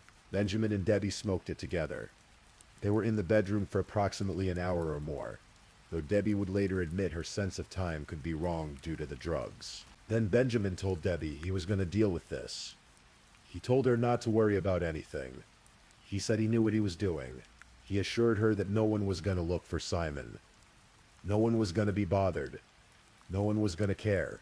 All she had to do, he told her, was keep quiet. For reasons he could not later explain, Benjamin moved Simon's body into the garden during daylight hours, even though the garden was overlooked by neighboring properties. It was a risk, moving a body in broad daylight, but perhaps the drugs made risk feel distant and unreal. That same afternoon, August 18th, just hours after Simon's death, CCTV cameras captured Debbie Pereira walking calmly into a cash creator's shop in Boscombe. She was selling Simon's mobile phone, the phone that was still warm with his life, the phone that contained his contacts, his messages, his connection to the outside world. Debbie sold it for cash. The couple was sweating in the footage. They were selling other items too, things that belonged to Simon. Power banks, deck things, converting a dead man's possessions into money for more drugs. This was the beginning of what would become an elaborate and horrifying cover-up. One that would shock the seaside community of Bournemouth and haunt everyone who learned its details. What Benjamin Atkins did next would test the limits of human comprehension. He waited until Debbie was asleep. Then, under the influence of what he would later describe as copious amounts of various drugs, he went into the garden. Simon's body lay there, covered. Benjamin had no plan, or so he would claim. His plan, he said, was simply to get absolutely intoxicated on drugs and try to live his life as best he could, knowing he had taken another man's life. But a body cannot be hidden easily. It tells its story through decay, through smell, through the simple fact of its existence taking up space in the world.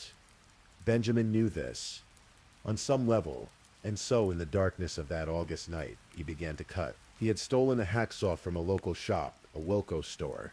Debbie had acted as a decoy during the theft, keeping the staff's attention elsewhere while Benjamin slipped the tool into a bag. They had also purchased black bin liners, bleach and silver tape, materials for cleanup, materials for disposal, in the utility room of the flats. Benjamin systematically dismembered Simon Schotten's body. He would later admit to this, describing the act while claiming he would never have done it sober, that he was scared, traumatized, panicked, under extreme stress and the influence of drugs. The process took time. Days. Benjamin worked methodically, separating limbs from torso, sawing through bone and flesh. It must have been exhausting work, gruesome work, the kind of work that would stain not just hands but the very air of that flat with the evidence of its horror. Debbie, in the flat during much of this time, would claim she did not know what was happening, but the prosecution would argue otherwise. Someone performed an extensive cleaning operation, scrubbing blood from surfaces, bleaching away evidence. Benjamin would later reference the amount of bleach Debbie had used. The cleaning must have taken many days. Every surface had to be wiped, every trace of violence erased, as much as possible. Within the first week after Simon's death, Benjamin made his first disposal of remains. He told Debbie he was going to get methadone from the chemist. Instead, he cycled through the streets of Boscombe with Simon's legs in a bag.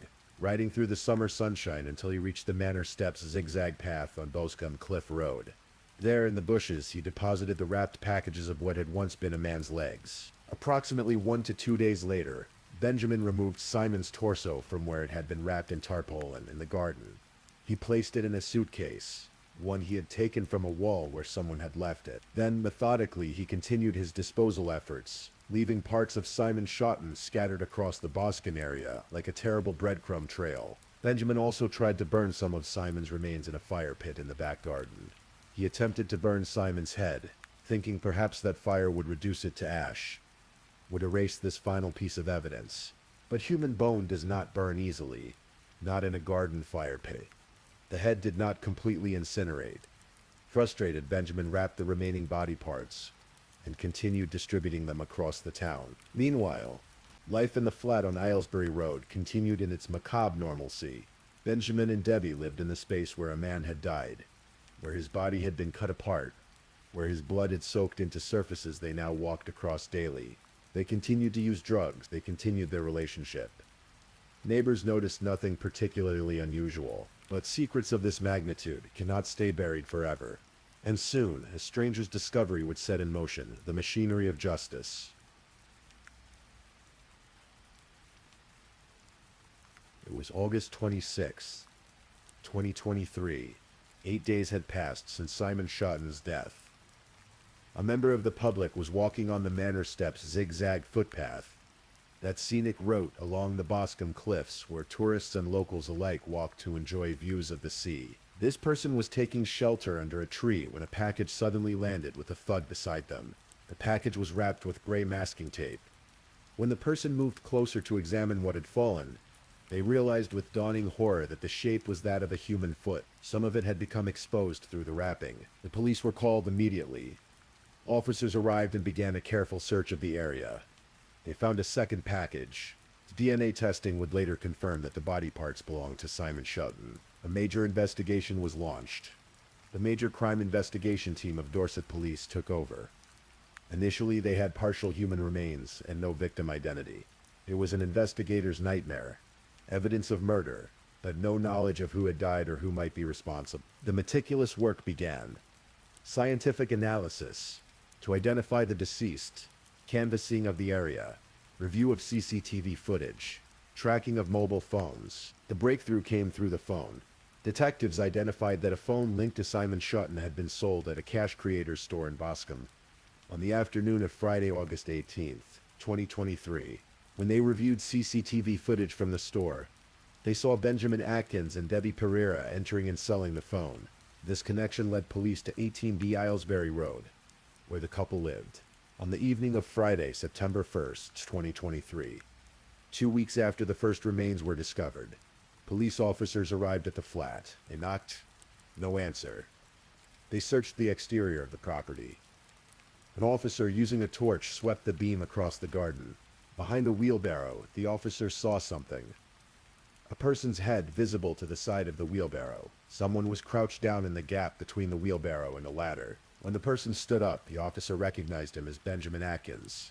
At 9:12 in the evening, the officer arrested Atkins on suspicion of murder. Later, Benjamin would claim he initially did not know it was the police approaching, that he was not sure if someone was trying to get him. Perhaps he was paranoid from drugs. Perhaps he knew his time was running out. Police seized a Solmobile phone from Benjamin on arrest. It was later found to belong to Simon Shotton, the phone potentially used for drug dealing. Now in the killer's possession. Inside the flat, officers arrested Debbie Pereira. Both arrests were recorded on police body-worn video cameras. Technology that would later provide crucial evidence about the couple's state of mind and their knowledge of what had occurred. The following day, September 2nd, police conducted a forensic search of the property. In the garden, they found 2 black bin bags. Inside were Simon Shotton's severed arms. On September 6th, 2023, more remains were discovered in Boscombe Chennine Gardens, a public park by the seafront. Simon's torso was found inside a black suitcase, covered with flies, emitting what witnesses described as a stench of death. Even then, the discoveries were not complete.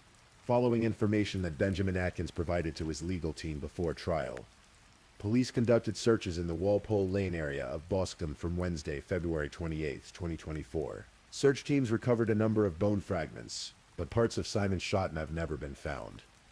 Most significantly, the majority of his head remains missing. Benjamin Atkins has never said what he did with it. His claim that it burned completely to ash in the garden fire pit has been dismissed as utterly implausible by forensic experts. Simon Schotten could not be buried completely. His family could not lay him fully to rest. This final indignity, this final cruelty, would weigh heavily on everyone involved in seeking justice for what had been done. The police investigation was painstaking and complex. Detective Chief Inspector Neil Third of Dorset Police's Major Crime Investigation Team led the efforts, coordinating a massive undertaking that would eventually involve thousands of hours of work. Officers reviewed countless hours of CCTV footage, tracking the movements of Benjamin Atkins and Debbie Pereira in the days following Simon's death. The footage told a damning story, the couple walking through Boscombe with a hacksaw, Debbie acting as a decoy during the theft, Debbie entering the Cash Creator shop, calm and composed, selling a dead man's phone, the couple moving through their daily lives as if nothing had happened, as if there were not body parts hidden in their garden and scattered across the neighborhood. Police interviewed neighbors, friends, associates. They built a timeline of Simon Schotten's last days, tracing his movements, his communications, his growing fear. They spoke with his female friend, who provided the text messages revealing Simon's unease about the man he was staying with. They contacted Simon's probation officer, who could verify his regular check-ins, his attempts to stay on the right path, despite his circumstances. They examined Simon's criminal history, not to judge him but to understand the full context of his life, and the situation that had led him to that flat on Aylesbury Road. The forensic work was extensive. Blood evidence, DNA from the recovered remains, analysis of the cleaning materials purchased, examination of the hacksaw. Every piece of physical evidence had to be carefully documented, tested, and prepared for court. One of the most revealing pieces of evidence came from an unexpected source. When Benjamin Atkins and Debbie Pereira were transported in a police van to their court hearing on September 2nd, police had installed a covert recording device in the vehicle. The couple's conversation was captured. In that recording, Benjamin could be heard telling Debbie about getting rid of the arms from the garden. But more chillingly, Debbie asked Benjamin if he regretted anything. His response was captured on tape. "I'll look him straight in the eye and say, yeah, I'd do it again and again and again. If you let me go today, I'd find another one and do it again. Drug dealers and pushers. Kill, decapitate, and eat them." This was not the voice of someone acting in traumatized self-defense. This was someone expressing a disturbing ideology, a willingness to kill repeatedly. It would prove to be some of the most damaging evidence against Benjamin Atkins. There was another recording from the van, equally disturbing. Benjamin asked Debbie, apparently seeking some strategy for his defense, if he admitted that he cooked Simon's head up and ate his cheeks, would it get him off the hook? Whether this was dark humor, genuine consideration, or something else entirely, it revealed a callousness that shocked everyone who heard it. This was a man joking about cannibalism, about the desecration of a human body, in a way that seemed to treat the whole situation as a strategic game rather than the horrific ending of another person's life. The investigation continued for months.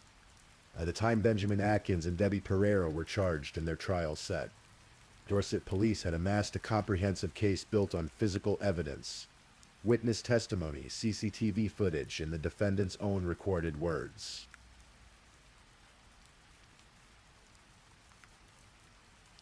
In April 2024, 8 months after Simon Schotten's death, Benjamin Atkins and Debbie Pereira stood trial at Winchester Crown Court. Both pleaded not guilty to murder. They also faced charges of perverting the course of justice and preventing the burial of a corpse. The trial would last approximately 6 weeks, a marathon of testimony, evidence presentation, and legal argument. The jury would hear details that would challenge their emotional endurance, forcing them to confront the worst of human capacity. Paul Cavan Casey led the prosecution. His task was to present the evidence in a way that revealed not just what had happened, but the deliberate choices made in the aftermath. He walked the jury through the timeline, from the theft of Simon's money to the discovery of his scattered remains. The defense for Benjamin Atkins was clear. Self-defense. Yes, he had killed Simon Schotten. Yes, he had dismembered the body. But the killing itself, he claimed, was justified. Simon had attacked him with a knife. He had fought for his life. The dismemberment, while admittedly horrific, was done in a state of drug-induced panic and fear. Benjamin took the stand. He described meeting Simon, the arrangement for Simon to stay with them, the growing tensions. He painted Simon as aggressive, threatening, dangerous. He described the confrontation on August 18th. Simon with a syringe, then a knife, coming at him with murderous intent. He admitted to the dismemberment, but framed it as the actions of someone traumatized, and under the influence of copious amounts of drugs. "I wouldn't have done that if I wasn't under the influence," he told the court. "I was scared, I was traumatized, I was panicked, I was under extreme stress. What I done was truly awful. It's horrendous what I have done, and I deserve to be punished for what I have done. I am sorry to his family.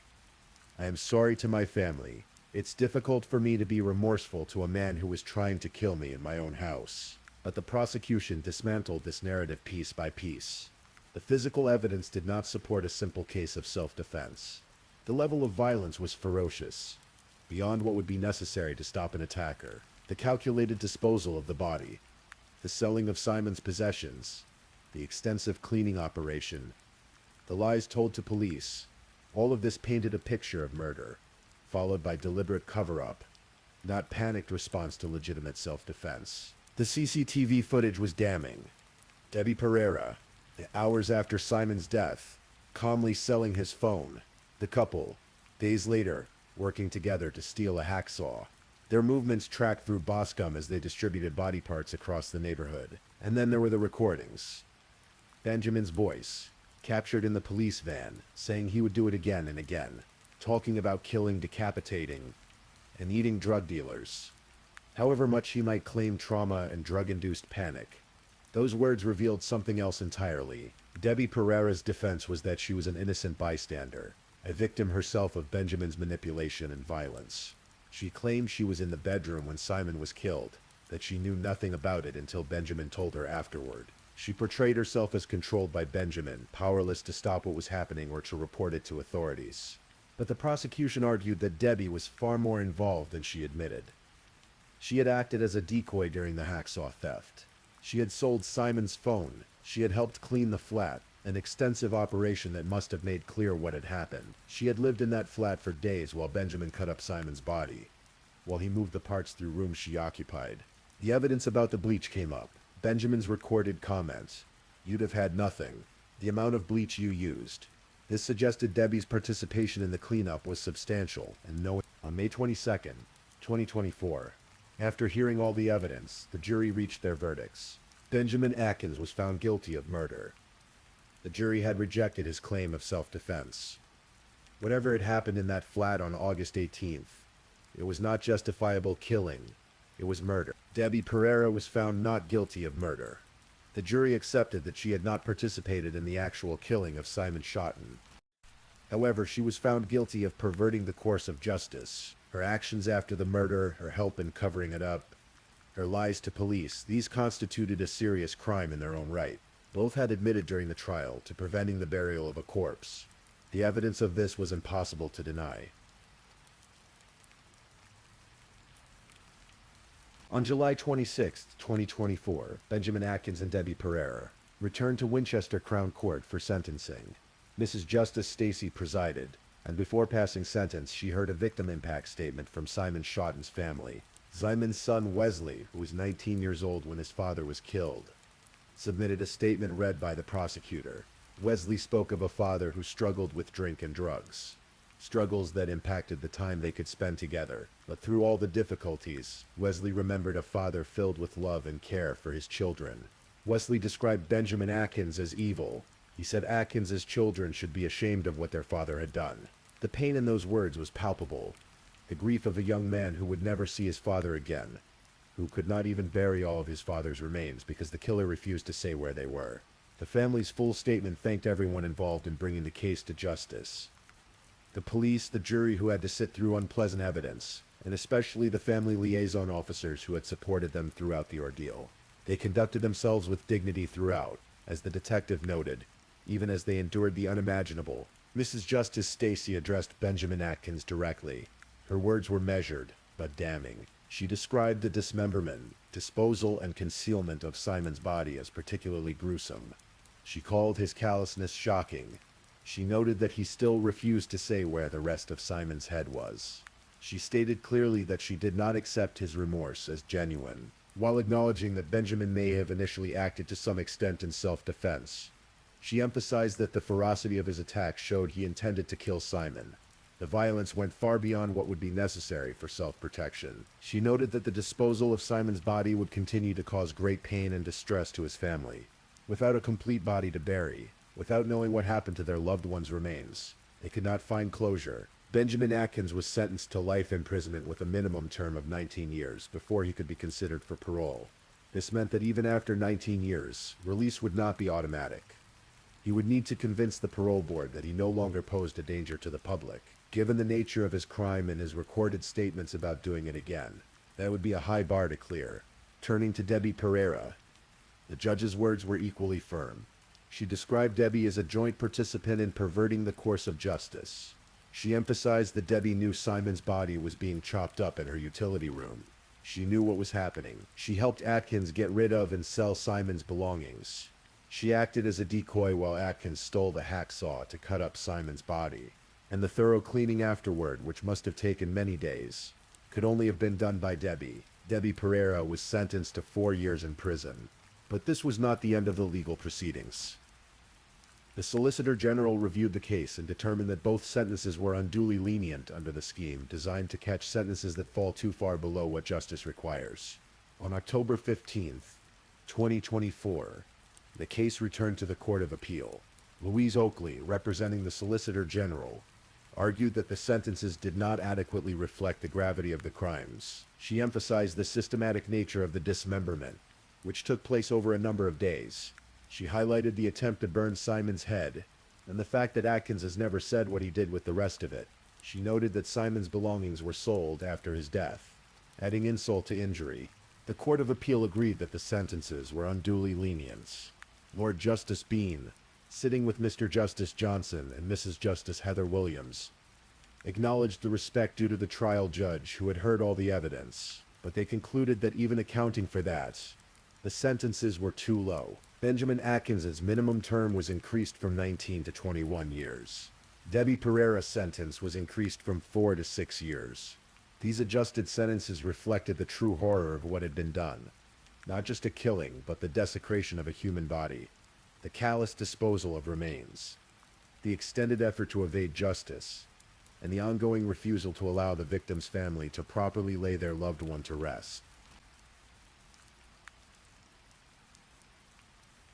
Simon Shawton was 49 years old when he died.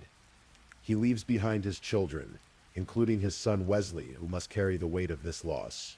He leaves behind a mother who loved him, despite everything. He leaves behind friends who knew both his struggles and his kindness. In life, Simon was complicated. He made mistakes. He got caught up in the world of drugs, both as user and dealer. He served time in prison. He owed debts. His life was precarious, unstable, lived on the margin, but he did not deserve what happened to him. No person, no matter their past, deserves to be murdered and dismembered. No family deserves to be denied the ability to bury their loved one whole. Detective Chief Inspector Neil Third of Dorset Police spoke after the conviction. He acknowledged that Simon was a troubled and vulnerable man who lived chaotically on the fringes of the Bournemouth drug scene. But he emphasized what happened to him was entirely deplorable. Benjamin Atkins and Debbie Pereira, the detective said, took advantage of Simon's vulnerability to the degree that his life meant nothing to them when he had no more to give.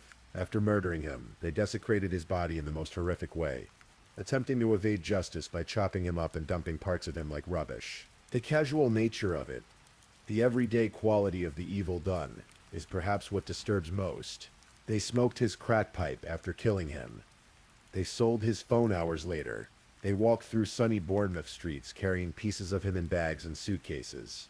They continued their lives as if nothing significant had happened. This case reveals uncomfortable truths about vulnerability, about how people on the margins of society can become victims precisely because they exist in spaces where normal protections and oversight don't reach. Simon was homeless. He was an addict. He was under probation supervision, but still fell through the cracks. He tried to check in with his probation officer. He tried to maintain connections with friends. He was trying in his way to survive. But he was also caught in an impossible situation. Threatened in Ipswich.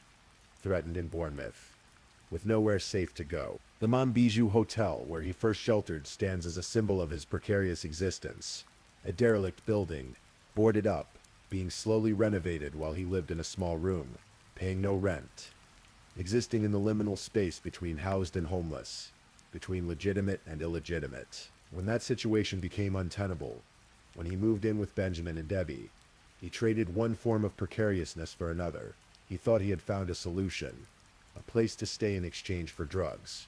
But he had walked into a trap. He was being exploited from the beginning, blackmailed, threatened, stolen from. And when he finally stood up for himself, when he demanded his stolen money back, when he allowed his anger to show, it cost him his life. The jury rejected Benjamin's claim of pure self-defense, and rightly so. The violence was too extreme. The Fafgare too calculated. The recorded statements too revealing.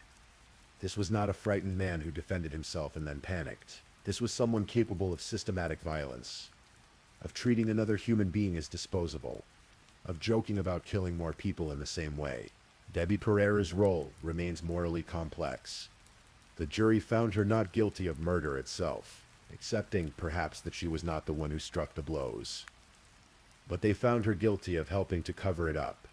She knew what Benjamin had done. She knew what he was continuing to do as he dismembered Simon's body in their home. She helped. She lied. She sold the victim's belongings. Her sentence, even increased on appeal, may seem light compared to the horror of what occurred. But the law distinguishes between committing murder and helping to conceal it. The jury made that distinction. The judges at sentencing and on appeal respected it. For Simon Schotten's family, no sentence will ever be enough. No amount of justice can bring him back. No punishment can undo what was done to his body, to their peace of mind, to their ability to grieve properly. Wesley Schotten's words at sentencing captured this. His father was filled with love and care, despite all his struggles. But Wesley called Benjamin Atkins evil. Strong language, definitive language, the language of a son who watched his father reduced to scattered remains, who cannot fully bury his father because the killer refuses to say where all the pieces are. The refusal to disclose the location of Simon's head is perhaps Benjamin Atkins' final cruelty. It denies the family closure. It maintains power over the victim even after death and conviction. It says, implicitly, that even now, Simon Schotten's remains are not his family's to fully claim. Dorset police conducted extensive searches based on information Atkins provided through his legal team before trial. They found bone fragments, but the majority of the head remains missing. His claim that it burned completely to ash has been dismissed as implausible. So whereas only Benjamin Atkins knows, and he is not telling, this case shook the community of Bournemouth. The discovery of body parts in public spaces, along walking paths, in parks, turned familiar landscapes into crime scenes. Residents walked past places where Simon's remains had been hidden, not knowing, continuing their daily lives while a terrible secret lay in the bushes. When the full story emerged, when people learned that this had happened in a ground floor flat in Boscombe, that neighbors had lived nearby while dismemberment occurred, there was a collective shudder. We live beside mysteries, beside hidden horrors, and often we never know until too late. The neighbors who saw Debbie's appearance change, who noticed her becoming gaunt and pale, who observed that her family stopped visiting, they saw signs. But what could they have done? What should they have done? It is easy in hindsight to say someone should have intervened, but in the moment, from the outside it is hard to know when concern crosses from appropriate to intrusive, when to respect privacy and when to investigate. This is the nature of intimate violence, of crimes that occur in private spaces. They unfold behind closed doors. The perpetrators wear normal faces in public. The couple held hands. They looked affectionate. No one suspected that they were walking through town with pieces of a dead man in their bags. The sea continues to break against the beaches of Bournemouth. The pier stretches into the channel. Tourists walk the promenade. The Victorian buildings stand as they have for over a century, witnesses to countless lives, countless stories. Boscombe Cliff Road still offers its views. The Manor Steps zigzag path is still a scenic route. Buscomchine Gardens remain a pleasant park by the sea. But these places are marked now, changed by what happened there in the late summer of 2023. Simon Schoten's story is not unique in its elements. Drugs, homelessness, vulnerability, but it is unique in its particular tragedy. He was a real person with a real family who loved him. He had hopes, however modest. He was trying to navigate an impossible situation with limited options. His death was brutal. His dismemberment was horrifying. The disposal of his remains was degrading, and the refusal to disclose where all of him is buried compounds the cruelty even now. Benjamin Atkins sits in prison, serving a minimum of 21 years before he can even be considered for parole. He is 51 years old now. He will be at least 72 before he could potentially be released. More likely, he will spend the rest of his life incarcerated. His recorded words about doing it again, about killing and decapitating drug dealers, will follow him through every parole hearing, every assessment, every evaluation of risk. Debbie Pereira is serving 6 years. She will be released eventually, still relatively young, able to rebuild some version of a life. But she will carry this with her always, the knowledge that she was there, that she knew, that she helped hide what was done. And Simon Schoten's family continues to grieve, to remember, to carry the weight of his absence and the horror of how he left this world. There are broader questions this case raises about how we as a society treat those who live on the margins, about how addiction isolates and endangers, about how homelessness creates vulnerability, about how the criminal justice system sometimes serves more to cycle people through punishment than to address causes or provide genuine rehabilitation. Simon had been to prison twice for drug offenses. He was released on license, trying to comply with his probation, trying to stay out of trouble, but he had nowhere to live. He had debts he couldn't repay. He had threats he couldn't escape. The system supervised him but could not protect him. This is not to excuse his own choices or his own participation in the drug trade.